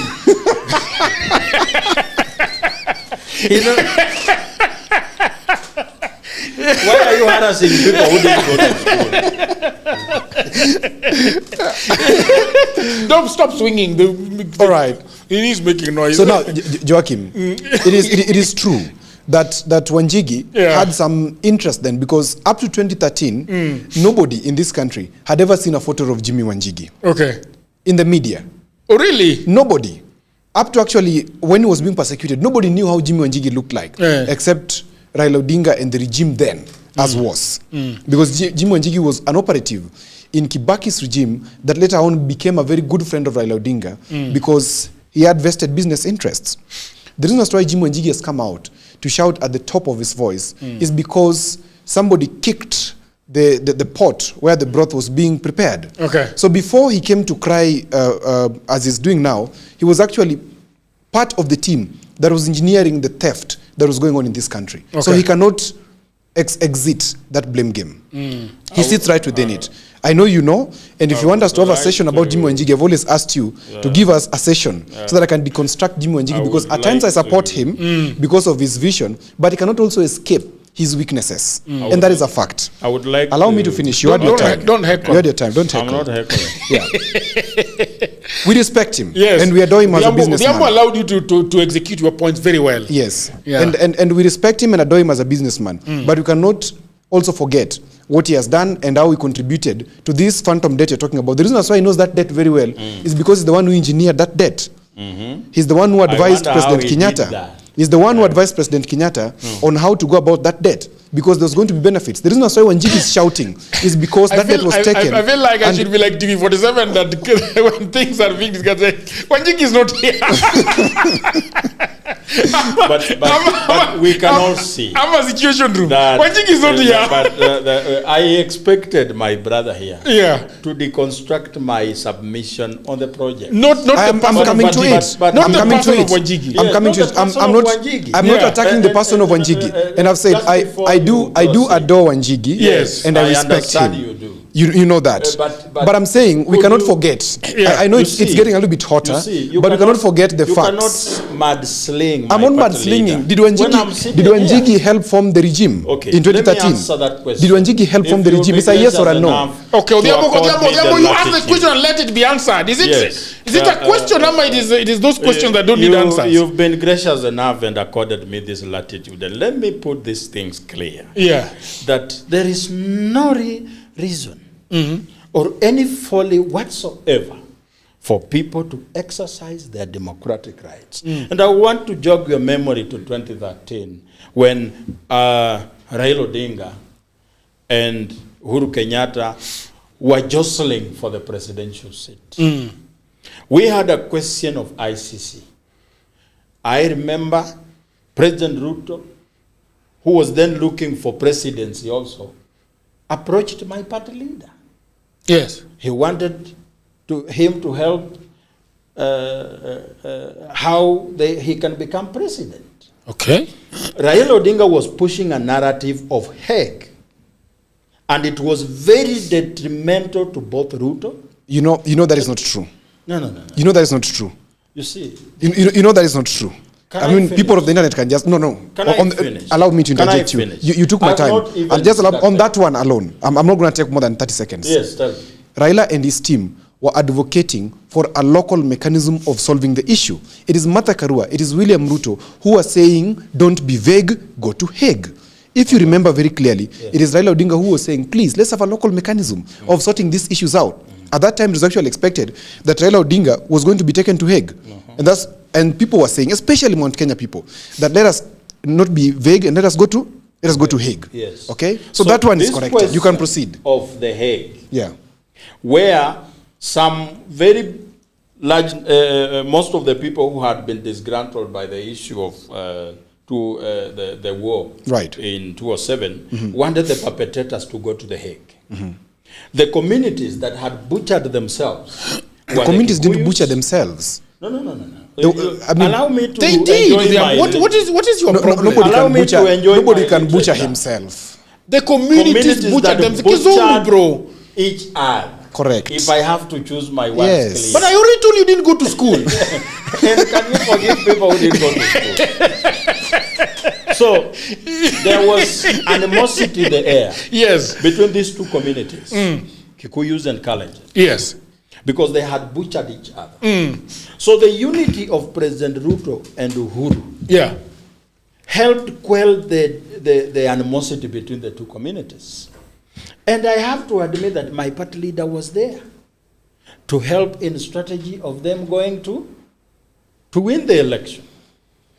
It was not the year did not end after they went into office when my party leader and the regime fell out. In 2014, remember President Uhuru was sworn in 2013.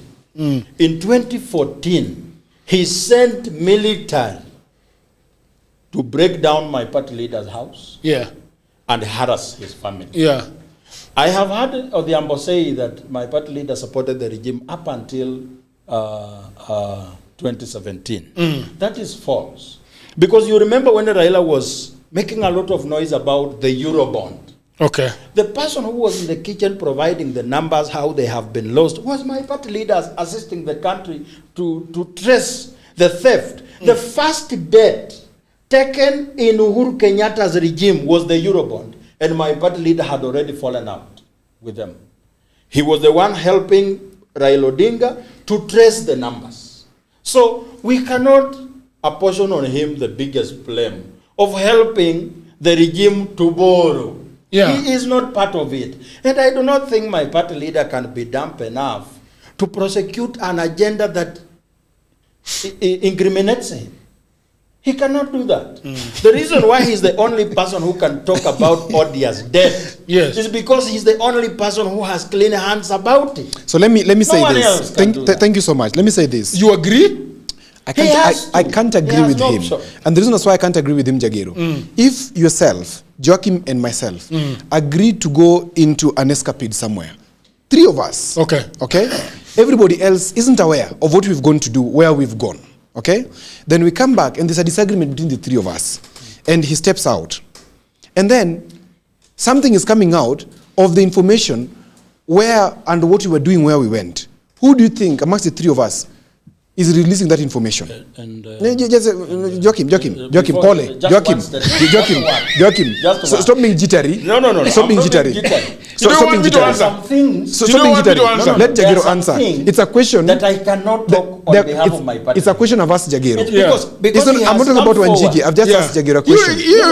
Just allow me to ask Jagero a question. Don't be jittery. I'm not being jittery. Stop being jittery. But you cannot Jagero, I'm asking you to speak as if I am the party. Jagero, I am asking you a question. I am an SG of the party. Oduor, I'm asking you a question. On behalf of the party. Oduor, I'm asking you a question. Yes. The 3 of us have gone into a secret escapade. No. I mean, yes. Ask him or the ambassador. He's not here, unfortunately. He will I'm discussing them conclusively. Because we cannot mudslay people who have sacrificed their comfort for the sake of the country. You see, Odhiambo has no moral authority. Check if there is sound. Odhiambo has no moral authority to lecture anyone on malfeasance and lies. Yeah. Because the people he is sympathetic with have taken this country to the brink. And therefore, the person who is even in support of this inept government has no latitude to talk about anyone's anything.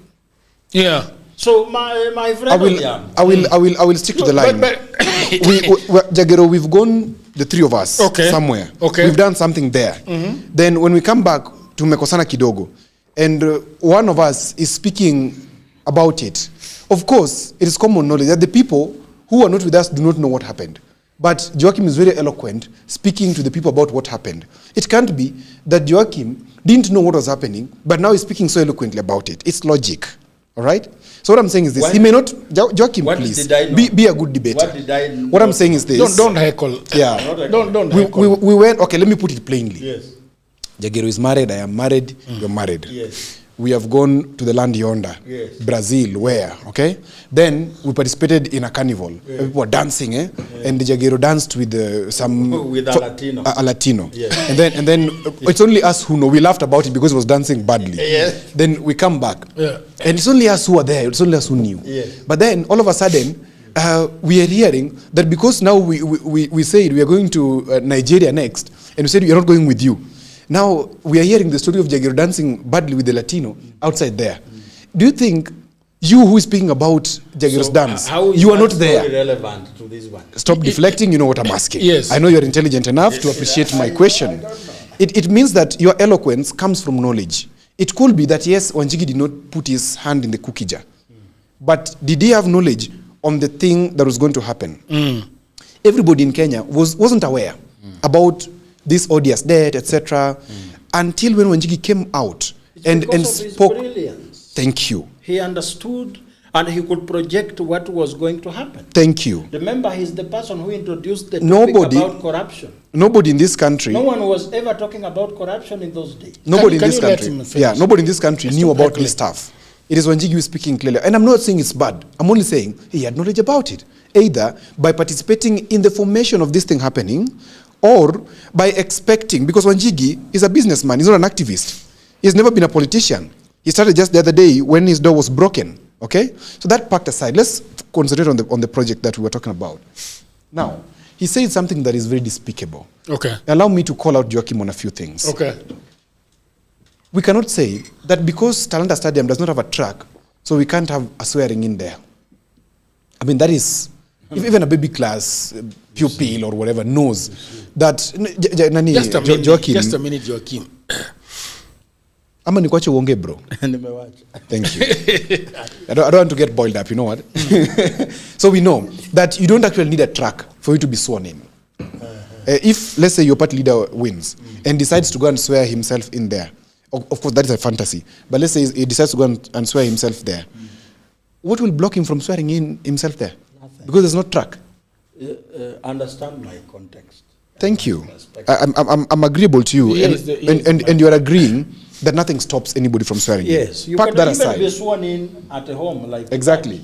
Park that aside. Now let's talk about the chairs that we're talking about. President Ruto himself went there a few months ago, and it is on his page, okay? And he told those engineers, these are poor quality seats. You cannot have these seats here. Yeah. And they were removed. Those seats that were there were removed, and they've been replaced with better looking and durable chairs. Because the chairs that were being put there. Can I ask you a question? Yes. Do you think when you are presenting your papers for the stadium to build, do you provide the quality of the seats that you'll use? Of course. So are you saying those? Is the president all-knowing? No. No. Are there advisors who advise the president? It is also interesting that it is the president that goes to check on a stadium. So are we chiding the president? No. Are we chiding the president for going to check these chairs and saying, allow me, Nani Joachim? Yeah. You know, if you have your time, I'll just let you talk. Go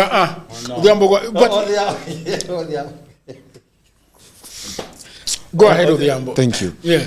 When the president goes there and checks and says, by the way, these seats are not good quality, remove them and place them with this kind of seats, are we chiding him for that? Are we saying that is something evil, or that is something we should appreciate? It speaks to a bigger problem. Which is that, first of all, why is it that the president that is the one that is going to check seats? And how does he know about stadium seats, by the way? Because... So I am thinking that somebody might have... whispered in his ears. Yes. And this person is not a technical advisor. This person must be somebody who knows how chairs look like. Okay. And he said, by the way, these chairs now need cheap. And the president takes personal responsibility and goes there and says, you know what? These chairs are bad. In fact, remove them. And they're removed. And they're replaced with foldable chairs. But now it begs the other question. What else is wrong with that stadium? Of course. Because remember, they said that they had redone the Nyayo. Where we went to watch Mpira, ni wapi? Kasarani. Yeah. They had said that they had upgraded Kasarani. But when we went to that stadium, there was no PA system. There was no PA system. PA system was brought by CG Rabar, Victor Usambudi Rabar. What is it called? Homeboys. I mean, how do you go upgrading a stadium and you don't put a PA? You know, so that when they're announcing, you cannot hear what they are saying. Agreeably. So there were so much things. When the chairs are not good enough, and the president is going and telling us remove these chairs, we are wondering whether there is an underground system for watering that stadium. We are wondering whether the PA is from wherever. What is going on there? All right, so let's say this. Okay. Today, if go ahead. Thank you. And your point is of course very valid. Those are important questions to ask in the course of development, and those are the kinds of conversation which are appreciated. We went with you to Kasarani, I remember. Yeah. And we all saw what was happening there. One thing you can't deny is that Kasarani has been canopied. Second thing you can't deny, Kasarani has better chairs. Third thing you can't deny, Kasarani is looking better than it was before. Those are facts. So at least something has been done. Now, are there gaps? Of course, even in your home, you have shortcomings. Now, can these gaps be improved upon? Yes. Go back to Kasarani today. They're peeling off the turf today, and they're replacing it with a new turf that matches the standard as required by the international body, that is FIFA.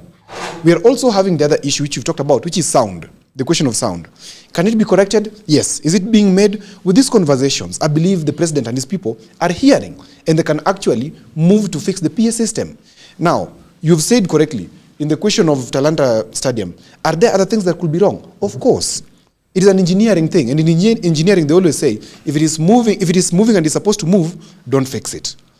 If it is moving and it's not supposed to move, fix it. Okay? Now, is there a problem in terms of the structure of Talanta? I'm not an engineer. But if there are, will they be addressed? Of course, we hope they'll be addressed. So that one, pack aside Jagero. Let's talk about the facts which Joachim raised. Okay. And this is the question on the money that is being used to construct this one, affordable housing, and Mauri Roni Summit Road. So I'll start with Talanta Stadium. If you look at... Can I interject? Yeah, you can chime in. That's okay. I think it's very interesting that we are reducing the work of our president to checking stadiums. And chairs. Yes, it's very interesting kwa sababu hakuna watu wenye wako in charge of building that stadium. Who is in charge of building that stadium? Is it KDF? Is it which parastatal? It is Kenya Defence Forces. Yes, we should start from there. Yeah, it's Kenya Defence because Forces. The president cannot be going around checking everything yenye inafanyika ati injia or it doesn't have a pedestrian lane anakuja asipoenda hapo hivyo then it is not going to be okay. We should start from there. Tukianza na accountability. We should not just kuangalia kwa president peke yake, so that in future, if we want a better country, we should change. When we say that it is the KDF building it, what does that mean? Okay, let me put it as such. Talanta Stadium is quite a complex build, and it's because, number one, it is not civilian contract-led. It is military contract-led. Okay? Now, why is it military contract-led? Military works with precision. There's a lot of discipline in military, unlike civilian contracts. In military, it is very timed, and you have to do things according to how it is planned. Uhuru used the military to build over 21 dispensaries in Nairobi, which today are functional. Uhuru used the military to manage Nairobi when Sonko was, of course, the governor, and you saw whatever it did. Whether it was right or wrong legally, another issue. But is that the work of the military? The military can be invited to help in participating in development of the country. That is okay. There's no harm with it. Okay. They're always called in to help in disaster management. They're always called to... our military is not fighting. They're just in the barracks somewhere. Okay? So if they're called upon to help, why not? They are helping. So it is KDF-led in terms of supervision. But in terms of the money being put in, the money does not come from the government. There is no tax, your tax, that is in Talanta Stadium. And the 45 billion loan? I'm coming to it. Just cool your heels. There's no Kenyan paying a tax or paying tax whose money is being used to construct Talanta Stadium. Okay. Zero of Kenyan taxpayer money is being used there except for paying the KDF. Sasawa. Now, where is the money coming from? This project is being done under the Lindsay Fund. What is Lindsay Fund? Lindsay Fund is a Nairobi Securities Exchange kind of bond that has been raised there to help construct or to help fund projects that the government thinks could be priority. These projects are two. Actually, yeah, there are two. One is affordable housing, which is under something called the Lindsay Sukuk. Lindsay Sukuk, I'll explain to you, it's under Sharia law, which is also very interesting for Kenyans to understand how that works. And the second one is Talanta Sports City. Okay? Now, the amount raised for affordable housing is 3 billion Kenya shillings. Which means, you've left the Talanta Stadium already? No, I'm putting them side by side. I wonder. Affordable housing is 3 billion. Talanta Sport is 44.79 billion. Now let's concentrate on Talanta Sport. What was it to build? It was to build a 60,000-seater stadium for AFCON in 2027. We have to bid. We've won the bid. We don't have a stadium. Ukiangalia budget, huwezi raise your pesa. Why? There's a debt question. So why are you bidding? Because why are you bidding? We bid as a consortium of countries. Ourselves, Tanzania and Uganda. But you know you don't have a stadium and you don't have the money to build a stadium. Why are you bidding? But you first bid, Jagero, get the contract, then go get the money. Where are you getting but you don't have money to build. You don't have money to do business. There's no business person who takes his own money and invests. Even when Jiggy goes and borrows. Because money, so just a minute. I want you to listen when I'm business. explaining for you because you're interrupting my me. friend is No. I'm just asking a question. And that's what I'm answering you. And I don't know why you don't want to listen when I'm answering. No, you are misleading. I'm not misleading. Let me tell you how you are For you to do any business. Joaquim, please. No, for you but to do, he's misleading. For you to do any let him business. mislead, you'll correct. For you to do any business, Yes. you either raise the finance through debt, okay, or equity. Now, how do you raise equity? It means it is not your money. But what is the business that we are going to do as a government with the stadium? What is the business? Is it okay? This let me explain. Yes. East Africa had already prepared themselves to bid for AFCON 2027. East Africa, there are specific 3 countries which had agreed that we can bid as a consortium because no single country has the capacity to host AFCON because we have deficiency of facility. Why are they hosting AFCON? Why must they host it? Why don't they prepare? It is a baby question.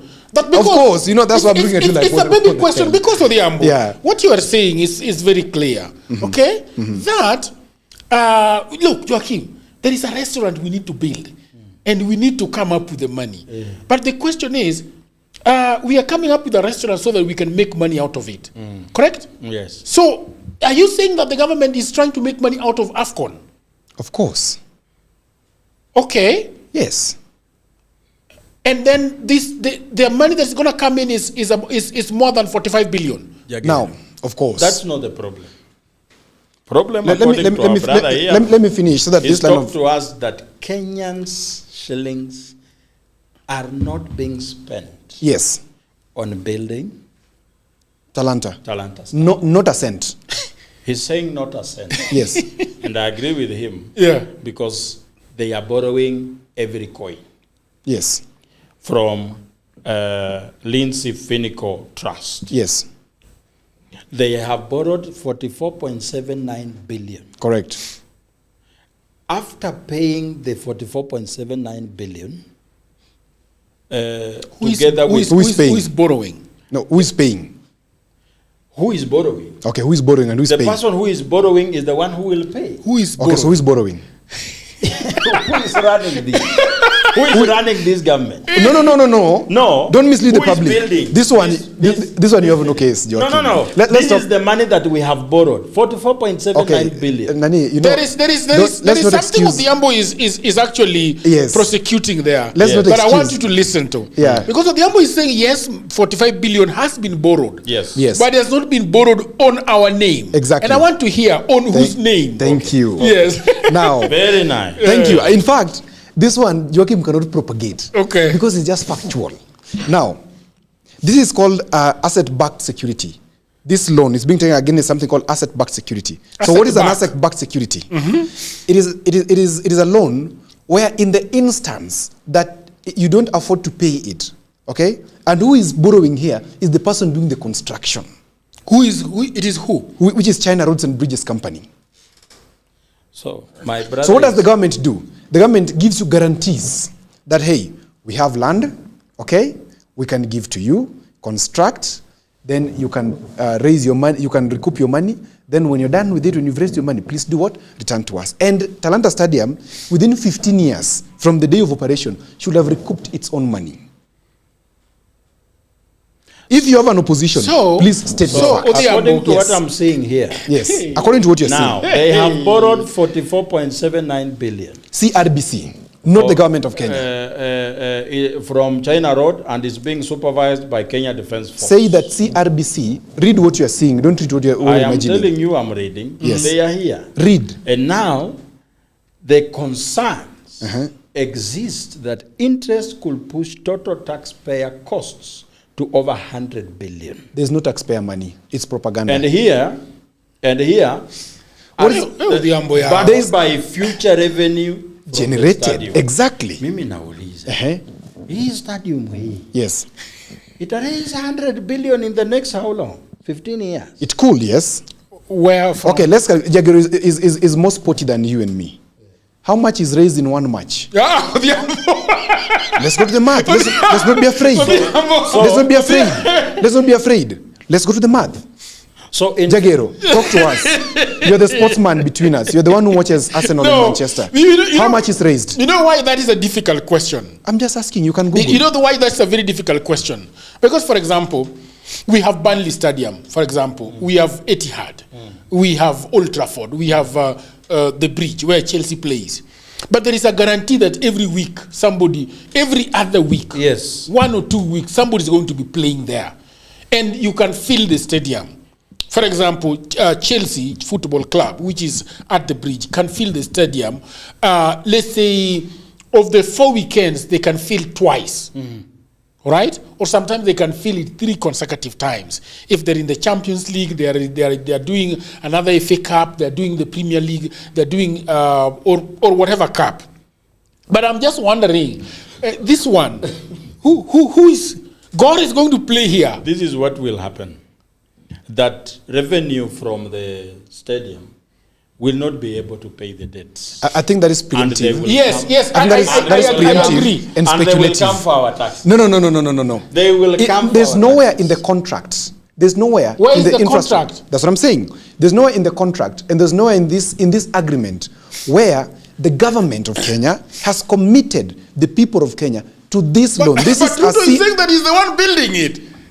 He's taking the credit.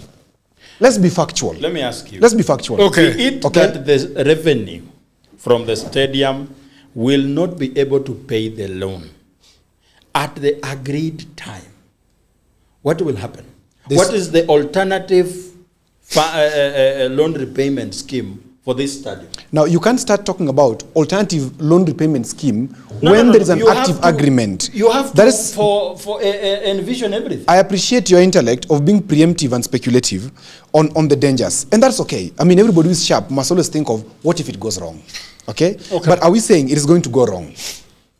Is that what you're saying? Okay, fine, Odhiambo. It's not going to go wrong. Fine. Let's be positivists. Yes, fine. Okay? It's not going to go wrong. It's not going to go wrong. Maybe it will not, because at the end of the day, it's not going to go wrong. Chaplin will not be there. Because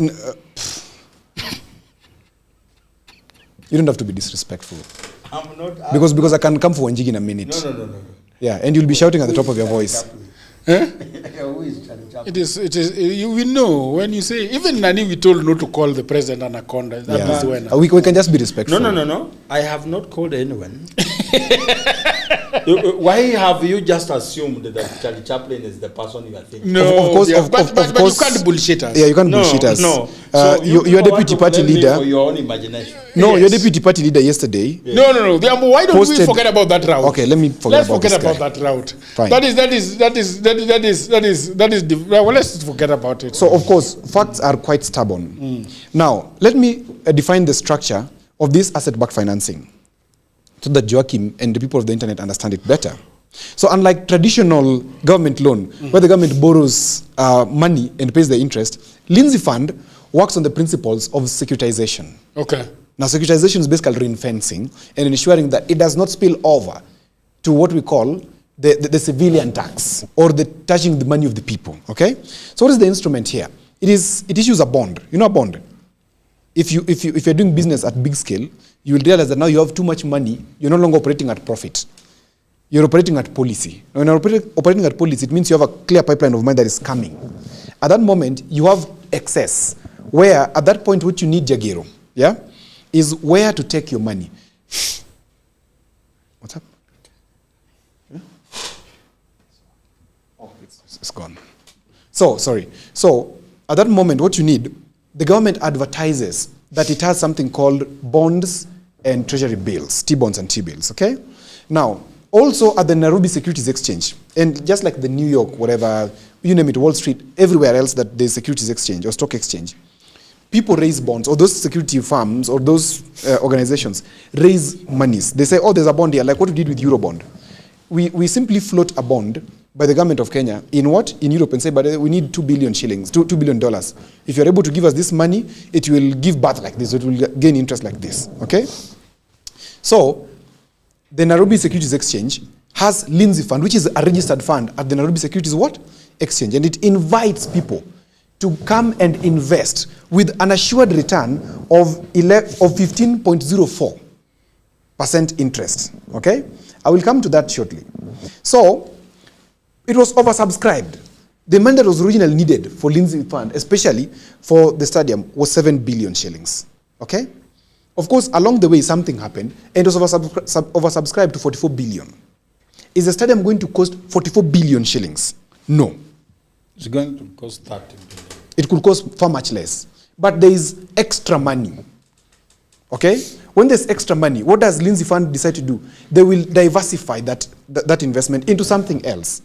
They could, and perhaps, I'm just saying perhaps, that is where the government gets the courage to even invite further investment in terms of roads, in terms of railways. I'll come to that, and I'll show you how it is happening. Yeah, yeah. Okay? But we don't have a lot of time because we need to pick calls. All right. So the bond is backed by the project itself. Okay? And the future revenue that project will generate, that is rent, okay, or stadium utility. So, the return, instead of the interest, which is prohibited in the Sukuk model, this is a Sharia law model, instead of that interest, which means they can't overcharge. They can't overcharge. Investors receive a profit share on something called internal rate of return, based on the project's performance. So as the project performs, you are recouping 15.04% of the performance, not of your set goals. So of course people are projecting that within 15 years, it shall have raised, the interest will be 100 billion. For political expediency, the facts are speaking differently. That you can only recoup within Sharia law. You cannot go out of Sharia law. And I've told you the problem with Ruto's government, they're not communicating these things. Sharia law? Of course. Sukuk is the thing that is ring-fencing this Lindsay thing. Lindsay Finco is a public institution, is a private institution, but with public openings where you can go and access the information. You can go to NSC and ask them, what about this? Okay? In finishing, Jagiru. Why is this thing unique in the Kenyan case? Because it is off balance sheet. Because this fund is a private vehicle, the money that is raised does not count as direct government debt. It's debt off books. This helps the government to build infrastructure without worsening the national debt to GDP ratio. But number two, under that, pension fund mobilization. Are you also talking about SGR? No, SGR is separate. SGR. You see, he has explained an alternative funding model of the projects. But we have a standing debt borrowed every financial year of average 1.1 trillion. So, even as we borrow 1.1 trillion every year, we still are financing our projects with alternative methods. So, what are we using the 1.1 trillion? That's a topic for another day. Let's not divert. No, we can audit. It's a relevant question. Of course, it is, case. and I agree, it is a relevant topic. But can we discuss it another day? What we're discussing now is how these specific projects are being financed. And we are saying it is off government books. It is off the taxpayer. You have belabored the Talanta and the affordable housing. And the affordable housing. Correct. Now, he also said that the affordable housing is built not by Kenyan money. Of course. So I wonder, what's the housing levy for? Yes. Am I being used to do what? Very good question. So they have invested the housing levy in the T-bills and T-bonds. Is president giving, is the government giving those houses to some people under a social program? No. What do you mean? You guys, I don't want you to be ignorant. Sorry. But he's selling them. Is the government, especially this regime, is it giving people houses for free? No. Where? Ule kijana anaitwa Gideon ndio huyu anaongelea. No, bwana. Okay. Houses for free. The 35,000 people in Kibera, sijui wapi, how do you call it? Huko Mombasa Road. How did they get those houses? They gave the government 4 million. But I paid on the government website to. They paid 4 million. No, I paid on the government website. This person is talking about people from Kibera, sijui from where. These houses in Mukuru. I was there the other day. So those guys raised 4 million shillings. You see, they raised. I'm asking you a question. They raised 4 million shillings. No, those people are not from Kibera. Where are they from? The ones who have been put there. They are not from Kibera. Where are they from? No. Where are they from? No. Where are they from? Those people are not from Kibera. Where are they from? I saw the kind of environment that area is. The occupants of that area are not from Kibera. Where are they from? I do not know, but Thank they you. do not exhibit the characteristics of the people who have stayed in Kibera. The onus is on the person saying they're not from Kibera to show us the evidence that alternates that fact. Are we able to go to calls now? Yeah, we are able to. I was there. Yeah. Those people. But how do you know somebody's not coming from Kibera? And you've never lived in Kibera. I know. 0104 341 know. is our number to call. I could see tall dark people with an accent that is very foreign. Hey. Yes. That's why I'm saying they are not from Kibera. Hey. I wouldn't disagree.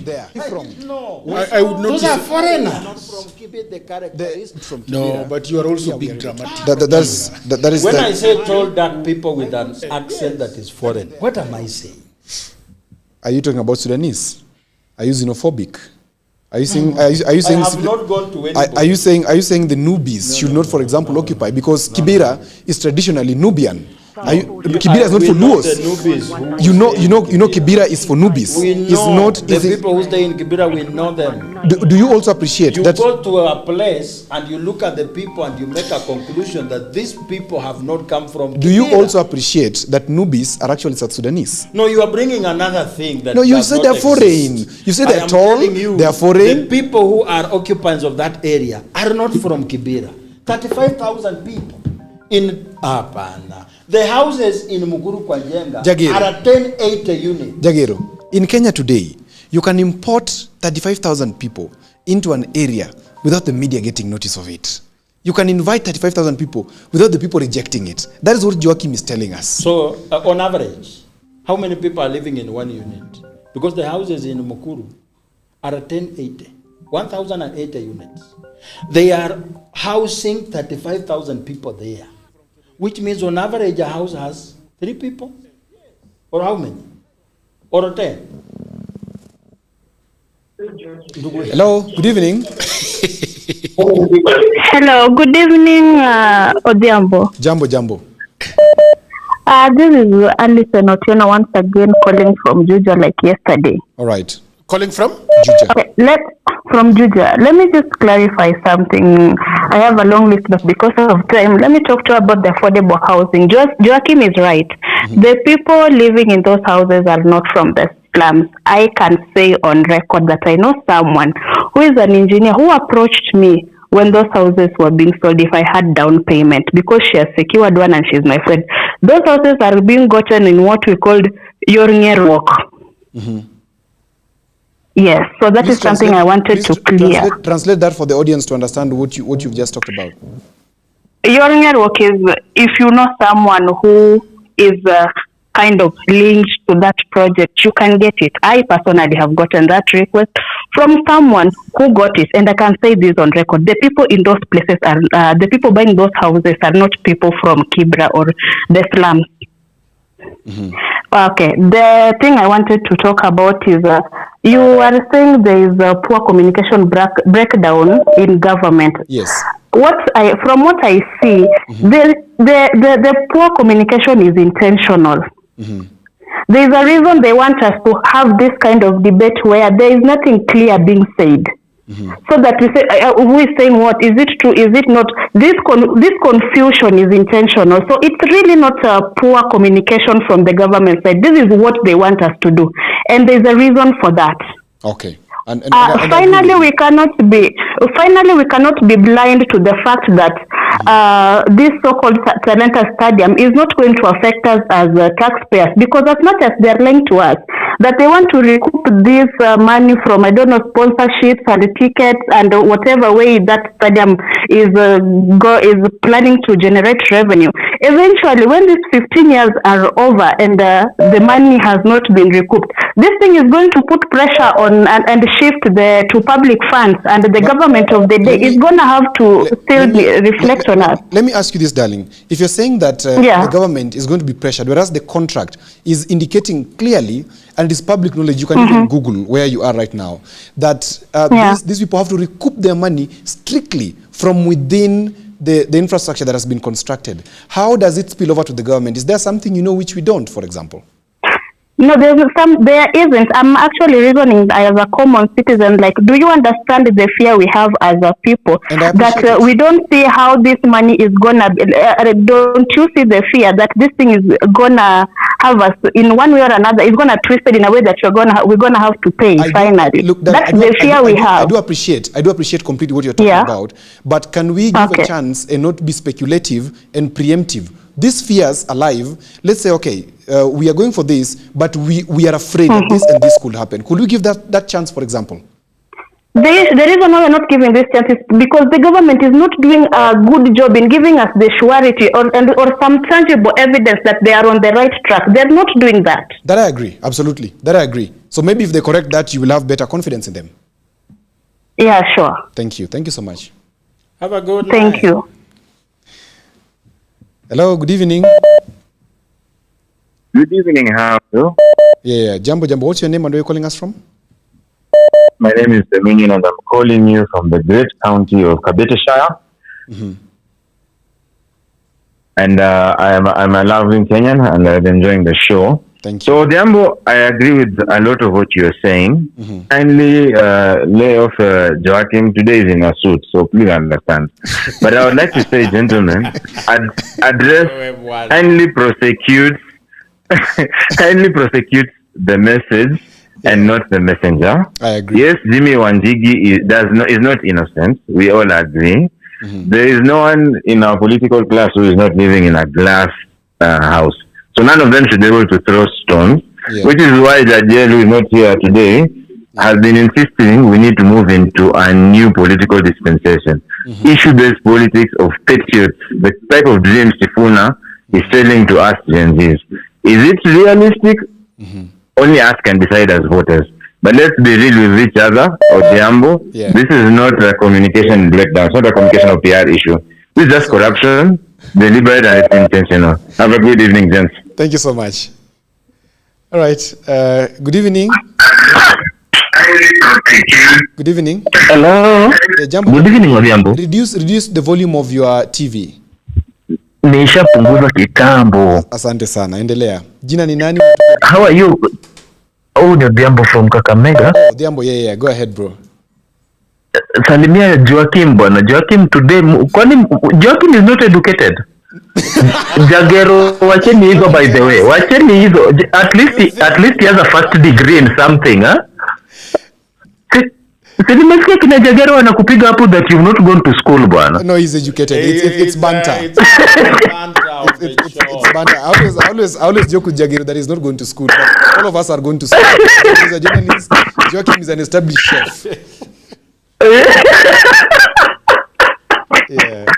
At least he did something in home science. Good. So, thank you. Odiambo. Correct, yeah. Totally today I disagree with you, bro. You are in a suit, but unachoma. Pole, bro. I have to be the devil's advocate. The government is not here. You know the way that lady has said. Yeah. Government has designed that communication to be that way, because how many people speak on behalf of government? We have State South spokesperson, we have government spokesperson. So it is designed by nature. There are a lot of people who are being paid to speak on behalf of government. Mm-hmm. So it is designed by nature to break down so that people do not become aware, because information is power, and when people are when people have a lot of information, they question, and this government doesn't want to be questioned. Okay.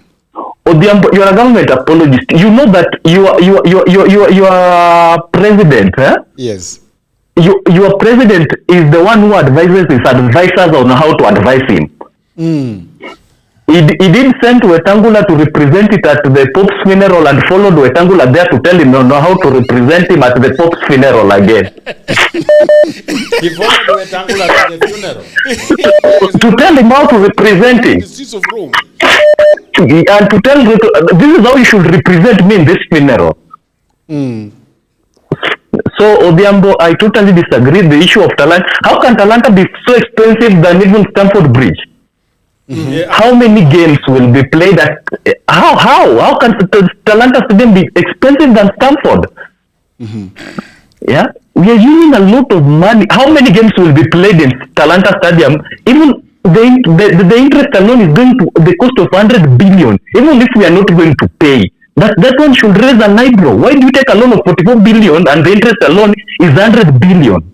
So my question to you will be this, if you allow me. Yes. Yes. There's no taxpayer money that is being touched in terms of construction of Talanta Stadium. No, the fact, even if the fact there is no taxpayer, the fact that we are doing a wrong thing for a long time does not make it right. Well, the fact that the taxpayers' money is not going to be taken, Odhiambo, I do. It should, yeah. I do agree with you absolutely. That yes. visibility of our expenditure, yes. of course, right? Yes. And yes. there are excesses that should be checked, and we know the institution that should be checking those excesses. You know it, right? Yes. And that institution hasn't done its job, so we are conversing. The reason why I agree with the caller is that when you see something wrong, it is symptomatic. Yes. Of what is going on in other areas. Yes. Because they are saying that, okay, well, let's agree that Talanta Stadium, no, our money is not involved. Yeah. But how about other areas? Yes. Other areas like? So, Odhiambo from... Odhiambo, yes. let me ask Odhiambo a question. Odhiambo, let me ask you a question. My hands down. Yeah. Let me ask you a question, Odhiambo. Yes.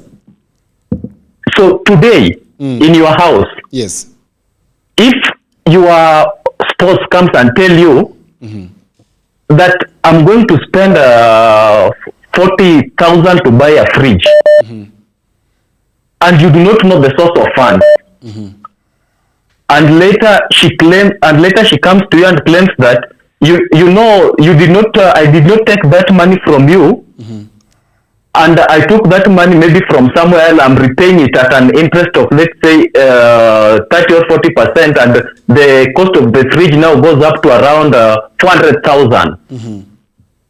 And she has to deal with that. Do you just agree because that money was not taken from you? So first of all, of course, you will want to protect the interests of the family. Yes. Family finance. Yes. Family finance is a no-go. Yes. By the time I learn of it, of course, we will have to have a talk and clear explanations. And Kenya is our family. Exactly. Kenya is our family. Kenya is our business. Exactly. That's what I'm saying. So the fact that you are saying it, so it should not be concerned because it is not taxpayers' money. So are you saying we should not have the stadium? We should. No, in the first place, why are we having that stadium? Why do we need Talanta Stadium? Have we eaten before we talk about the stadium? Odhiambo, why do we need Talanta Stadium? If we have 44 billion, how much could 44 billion do in renovation in terms of Nyayo, in terms of Kasarani, and in terms of... We don't have 44 billion. Yes. Odhiambo, I think we should go to the next call. I think Odhiambo has really put his point across. Yeah, I agree. We agree with him, and Odhiambo has been outvoted. Thank you. That's fine. I agree. Thank you very much, sir. Hey, Jagger, you're really enthusiastic. Correct. Jambo. Hello. Hi. Yes. Hi everyone. Hi. Hello. Hi, this is Ahmed from Lamu. All right. Okay. My point of order is on Odhiambo. All right. The fact that he has just mentioned about Talanta Stadium, I just want to educate him in terms of the numbers. If he's saying that we are going to pay 147 billion, it means that the stadium needs to be generating 9.8 billion every year. How much? And that is 147 billion. Yes. So it means that the stadium is going to generate 9.8 billion every year. So 9.8 billion every year. Every year. So that means the stadium should make 26 million daily. What kind of business can raise 26 million daily? Is it? Are you saying that it is an impossibility for the stadium to generate that kind of amount of money? 23 million daily. No, of course. 26 million. It can't happen, of course. Yes, 26 million daily. Somewhere. Where are we going? We cannot. Remember, there's a point you are missing, and allow me to explain. Yes. Okay, because I really value this conversation with you. Now, on the issue of the interest, this interest is ring-fenced. It cannot go to 147 billion. It can go to how much? Yes. This is what I'm, just a minute. In the order of this contract, okay, the return is under something called the internal rate of return. Internal rate of return. So if the stadium is raising, for example, let's say in a year, 1 billion shillings, the only amount that these contractors who built it are allowed to get back from it is 15.04%. Okay? It is there's that estimation that within this number of years, these 15 years, the stadium should have been able to generate 44 billion. Okay? Not 100 billion. 44 billion. Within 15 years. What is the cost of building it? That amount. So that's what I was telling you. There's something about this. How much is interest? 15. And that's what I'm telling you. I want you to understand something here. And the caller is making a point. Okay, guys. Cost of building it is 44 billion. How much is interest? There's something we are forgetting. Yes, please explain. How can it be we have said the original cost of construction of Talanta Stadium was estimated at 7 billion shillings. It's no longer that. Okay? It's no longer that. It moved upwards. About 30 billion shillings. Okay. The money that was being looked for at Lindsay was how much? Around 30 billion shillings. Okay. It was oversubscribed. So the money that's available for Talanta Stadium is how much? 44.79 billion. Are they going to consume the whole of it? No. Odhiambo, this is what has been said of the 10 extra billion. Yes. It has been misallocated, over-allocated. So it's deliberate. Joaquim. So let's say it has been misallocated. Let's go by your facts, okay? That has been misallocated, and so the stadium costs 44.79 billion shillings. Yes. Okay. Yes. What is not going to happen, because this Lindsay fund is under the Sharia law. You So cannot charge interest. You cannot charge interest above the money that has been. What you only gain is of. So how much percent is the interest agreed in the agreement? That's what I'm saying, Joachim. I don't know what you're not getting. I've read here and I repeat. Internal rate of return. Odhiambo is being so jargony. No. Can you just be straight to the point? This thing is so straight. Can we allow the caller to finish? Sawa. I'm explaining something simple. Joachim is too heckly. Okay, Odhiambo. Sorry. My apologies. Go ahead. Okay. Odhiambo, my friend. Yes. Gladly, I have done Sharia law and I've worked with one of the biggest banks doing Sharia law in Kenya. Yes. There is nothing that you can say that it is capped under some kind of rate, because that rate is already predetermined when you enter that contract. So I get your point. You are so good in doing marriage therapy. That is the good thing I can tell you. Because you can always convince someone that this is the perfect husband for you and this is the perfect wife for you. Because in this matter, you always find ways to make this thing look good when this thing is not good. So my question, that is my point. My question to you is this. Tell us, educate us on one thing. Just a minute, give the caller a minute. Educate us, because you're saying you have experience on Sharia law, right? Especially the banking law on loans. Tell us, what is it about the internal rate of return? The internal rate of return is fixed when you do Sharia law, and this is how it's done. So I agree with you, because you've given me a point which even me I didn't know. You are saying clearly that the internal rate of return is predetermined, right? Now, in this case, it is marked at 15.04% on the performance, not on some phantom interest. So let's calculate. What is 15.04% of 44.79 billion? That is what is. Do it right now, compound. Do it right now with a calculator. Compound it. Or on principle? On performance, not on principle. So how much? So I'm asking him that the predetermination, for example, is that we will have Talanta Stadium at least perform at 44 billion at the end of 15 years. Let's calculate an interest on it. How much is it? 15 years, 44 billion.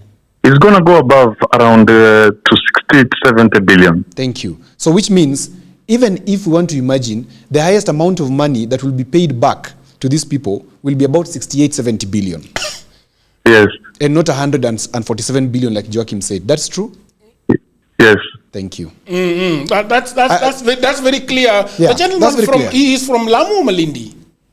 Lamu. I'm from Lamu. Yeah. I'll be in Lamu soon to open the office of the Safina Party. You're welcome, Joaquin. I have not finished my point on housing. Thank you very much for shedding light on that. Then can we take another call, please? Right, go ahead. Go ahead, Jagger. Yeah. I love the idea. Hello? Because all right, how are you doing? Good evening, Jagero. Yeah, how are you doing? How are you? I'm very good. What's your name? Where are you calling us from? Yeah, so this is Alex Wesley. Okay. Yeah, so all I want to say is that I love what the president is. I'm calling from Nairobi. Okay, good. Yeah, so what I want to say is that the president has a lot of projects and is doing a lot of work towards it.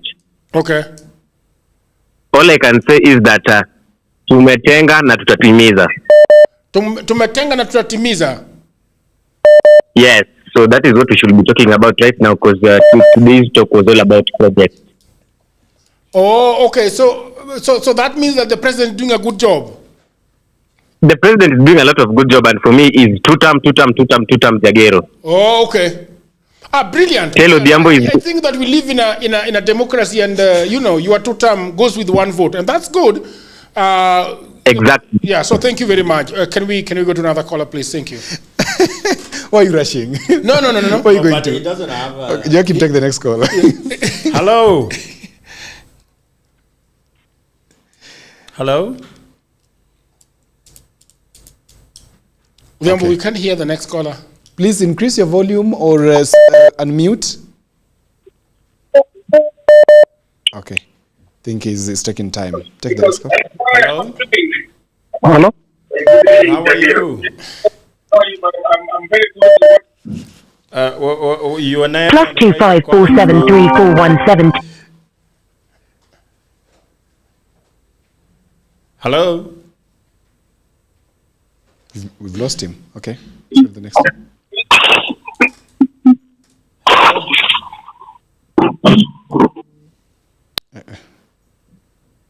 Okay, Jagger, you're saying something about the last caller who was talking about, who was educating us about the money.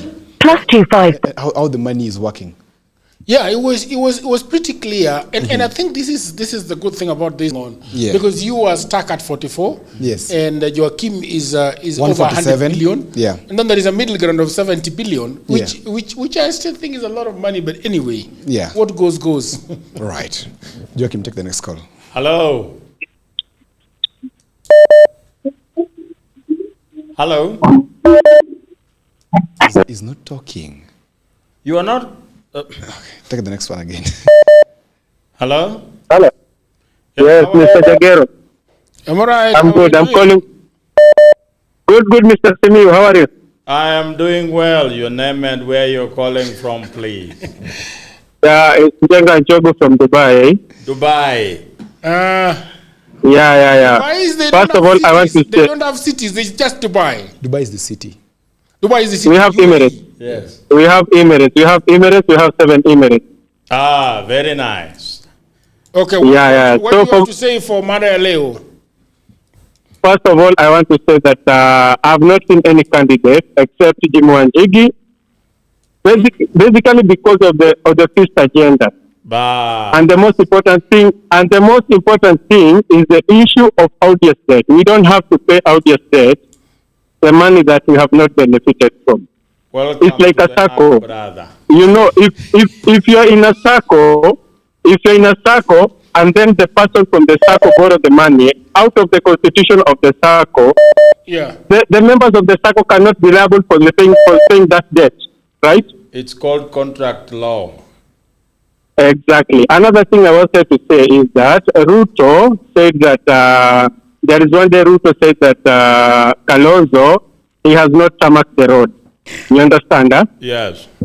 And he used to call Raila that he is Lord of Poverty, basically because Raila was MP for Kibera. Yes. Right?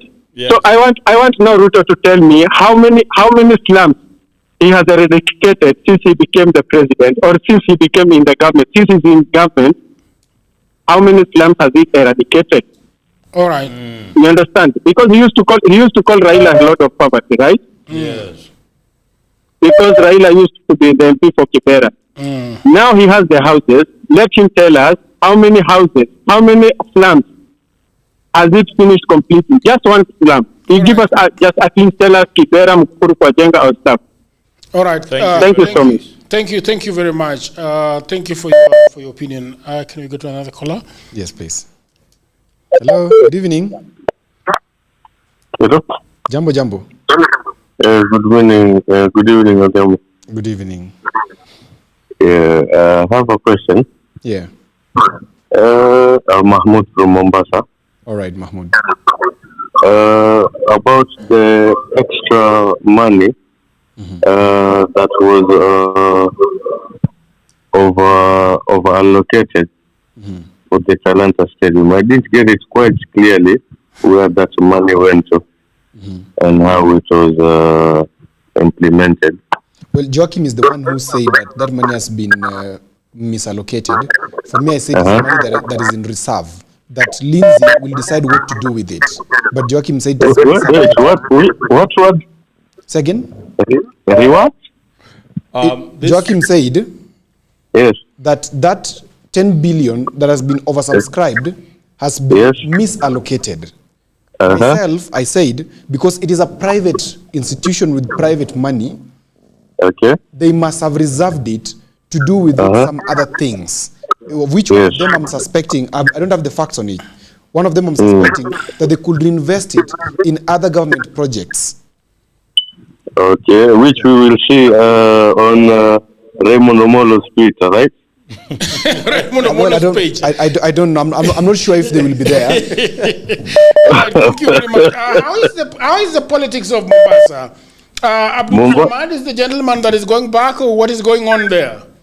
Oh, it will be a tussle because Mohammed Ali is coming in strong and Abdul Samad is trying to defend, and there's Shahbal, Suleiman Shahbal. I think he's dusting his boots again to come back. So we had Minister Joe said he will support Shahbal. I don't know how it will go, but we have the popularity of ODM down there? So far, we are behind Joe. If Joe says jump, we are down high. All right, thank you very much. Have a good evening. Thank you. Hello, good evening. She hung up. All right. Hello. It's interesting. So we are at 2205 Jagero. Let's take one more call. There we go. Hello, good evening. How are you? And where are you calling us from? I'm calling from Germany. Yes, please. You're talking about finances, about how Ruto is spending money. Yeah? Yes. And I think Ruto should not have been elected as president in the first place. Because he spends money like there is no tomorrow. Can I ask you a question? Yeah. Do you believe that leaders come from God? They come from God, but who says that Ruto came from God? I just asked a question. If you believe that leaders come from God, so did Ruto come from somewhere else? So what you should I don't know if he came from God, but did God tell you that Ruto is from? He's the one who chose Ruto. I think the best answer to that question is that some things from God can also be punishments. Yeah, they can be a punishment and it can be a revelation. All right. So it is time Kenyans maybe take the lesson from God. Yeah, it's a lesson. But with Ruto, right from the first year when he started, when he won, he has been spending like, I remember the first year, he was only flying from one country to another. Huh? People, Kenyans don't have food to eat, but he's building houses, stadiums, and this all costs a lot of money. All right. Thank you. And nobody has seen this SGR, whatever what he's also purporting to build. All right. Thank you very much for your opinion. Yeah. Okay. Good night. So Jago, let me tell you something. I truly believe, and I've said here before and on other platforms, that I believe the question of development in this country has to be redefined. Because as we are describing development, it could come back and bite us. On this, I must agree with my conscience, and not only playing defense, because I'm playing the government apologist here, and not in the factual essence. Okay? Now, I believe that if we can raise such funds, in my view, these funds can also be raised for construction of factories across the 47 counties. That is the thing, bro. Why is it that we are doing these things, like even in terms of hospitals? Because, for example, in my place, nobody is saying that they wouldn't be able to pay for the hospital, but they're not being built and they're not being properly put up. We are suffering with fish, but we are building a pyre. The other day, Willis Otieno was telling me that, Jagero, do you build a pyre for people to rest, or you figure out what their problem is with fishing, what their problem is with farming? For the very first time, I was in Homa Bay. Yes. And I arrived in Homa Bay past midnight. Yes. And when I was in the middle of the town, I was asking, where is the town? And they told me, you're right in the middle. This is the town. Hey, this is the mighty Homa Bay. I've been here. Yeah. So nothing to write about. I think there is a problem. And my biggest concern with this raising of money is that if we can finance development that way, then why else are we still borrowing heavily on the government balance sheet? Because the only essence of borrowing is to finance development. Let me ask you. Why are we still borrowing? You know, Joachim, I agree with you on so many essence or on so many fronts in terms of refocusing development in this country. But I want to ask you a question. Where does the responsibility lie? If our infrastructure of leadership or of power is at a level where the president cannot be prosecuted, he's not answerable to anybody. He's only seemingly answerable to himself. Then should we have? Would you agree with me that we need to have better parliament to help us protect the interests of the people? For us to have a better parliament, I'm from some conference today, and we were being taught where power and influence really lies. Yes, and we often do not capture that. Okay. Power and influence lies in the political parties. Yes. That shambolic member of parliament was nominated by a political party. And before he was nominated by a political party, at the nomination level, who are the people that determined who gets to the ballot? Correct. Because if you get into this game when the names are already on the ballot, you are late. As a citizen who wants a responsible government, you have to determine who gets to the ballot, which means within the political parties, members should be given a chance to determine who gets a ticket to run on that party. So that at the ballot, you have people from various political parties with a good track record.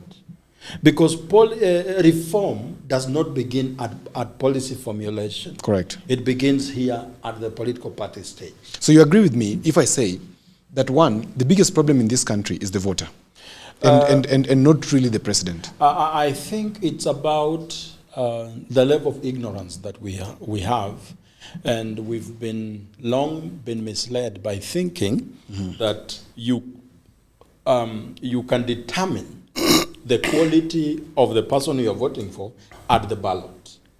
And therefore there is a very big job for us, the people who are active citizens and know what is happening, to therefore spread this information that you have to take responsibility early enough so that you can save the day at the parliament level. Because this person in parliament is going to follow the position of the party. That this bill has come, it's against the interest of the people, but the position of the party is that you vote for that bill. Mm-hmm. And therefore, they have no otherwise. That explains why during the finance bill, while we were protesting outside, the members of the parliament inside parliament did not think about our protest. They thought about the position of the party. Mm-hmm. And therefore, they wrote even at the parliament, which is giving the president latitude to do anything, began long time before it culminated in parliament. And therefore, it's important for us to make sure that in the next election, we start by participating in the nomination level, determining who gets to the ballot, so that at the ballot we choose among the best. So it's about the people. Informed ballot movement. I think that informed ballot movement is good. Yeah. And are you the one doing the informed ballot movement? Yes. No. I am the one running it, and I am also running this called Not Too Young to Run. Yeah. That having a voter's card is not enough. Because once you have the voter's card, now you wait for the direction of political parties to give you options.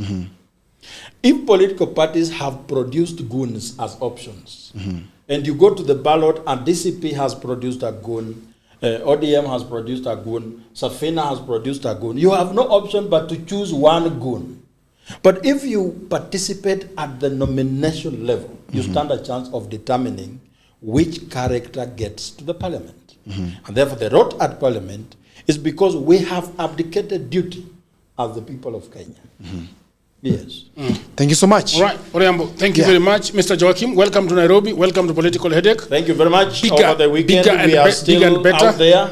We will be opening an office. We will be here in Narok and Nakuru to open a party office and spread the first agenda more so that Kenyans understand that they do not have one option. They have a lot on the table, and so that the best agenda wins. Okay.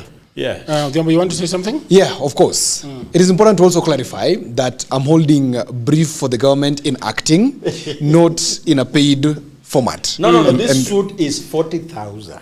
So, of course, I'm a very well-paid contractor. No. In the consultancy that I do. He has been contracting for 10 years, but he never bought a suit like actually, just to surprise you, or so that you know, I didn't buy this suit. This suit was bought for me by my wife today. You told me there is. And most of my suits anyway are always bought by her. Most of my clothes are bought by her. So that's a message to those of you out there who are not married. I think he's lying. Yeah, so I'm not lying. That's the truth. So, and thank you, of course, darling, for buying me this. Of course. And women take note. Darling Ruto. No, come on, Jagiro. Check imetoka kwa Raymond. I've never seen that guy. Now I don't have to see. I don't even know him. I've never even seen the president one-on-one like this. I don't know how he looks like. The president. I don't know him. I've literally seen him twice. That is a very that's convenient. But anyway, finish. So I'm always playing the devil's advocate for the president, just to sweeten the conversation and note that I'm aligned to his beliefs, and but just trying to sweeten the conversation. Nothing more than that. But thank you so much for joining us. Thank you for the calls. Do not forget to join Safina, please. Yeah. I will give you time to speak. No, put your invoice. Yeah. Let you people talk. Thank you. Thank you so much, and it's been a pleasure. See you tomorrow. All right, people of the internet, your last words close to the my last words. Yeah, you can talk about Safina. There is no problem. Yes, as a resident analyst on this podcast, I stand a chance to present this another idea that you are all welcome into the arc of economic liberation under one captain, Jimmy Wanjigi. You see, when God gave Noah instructions to build an ark, he gave him specific measurements, mathematical calculations of how the ark should be built. And my party leader is Noah, who has specific mathematical figures that can fix the country into a booming economic powerhouse. Thank you very much. This is Joachim. Yeah, thank you very much. We have heard from UDA, we heard from Safina. What will I say? Political headache party of Kenya. But people of the internet, the only person that is more important in this room than any other person is you, the people of the internet that come, gather around the fireplace so that we can keep warm together. We converse about our country. If you have information that is correct, you can always write on our WhatsApp. You can always leave a WhatsApp voice note. We can always read it out. And we are calling on the government. You know, the government is always watching us, but they're very afraid of coming to this podcast. They're giving us a headache. Putting these things. But I saw one brave one. Who came here? Which one? The brave one who said that is the one who gave Linda Mwananchi a chance to go to Kisumu. Mr. My friend, Mr. Samatandi. My friend, Mr. Samatandi was here. You know, I was not to speak, but you know something interesting. No. I'm not talking about Atandi. I can't talk about Atandi. I mean, his shoes are too big for me to tie the laces. But let me say this. It is true that we're having a little bit of a problem with the government. They are never willing to come and discuss things. They don't have a policy, communication policy around appearing on podcasts, and that's why it is too difficult for them to come. So it leaves people like us to hold fort for them. No, for now, on a platform like this, it's very dangerous. I agree. Grueling questions. Grueling questions. People calling in. Oh my goodness. When they come, we will not have callers. People of the internet, I want to thank Mr. Kevin on the camera and Mr. John Tess on camera. Bunga on the deck. Bunga, thank you very much. And Vasht, researcher. We had hospitality by Atieno and Chieng doing logistics. And people of the internet, thank you very much. Until another episode, bye for now.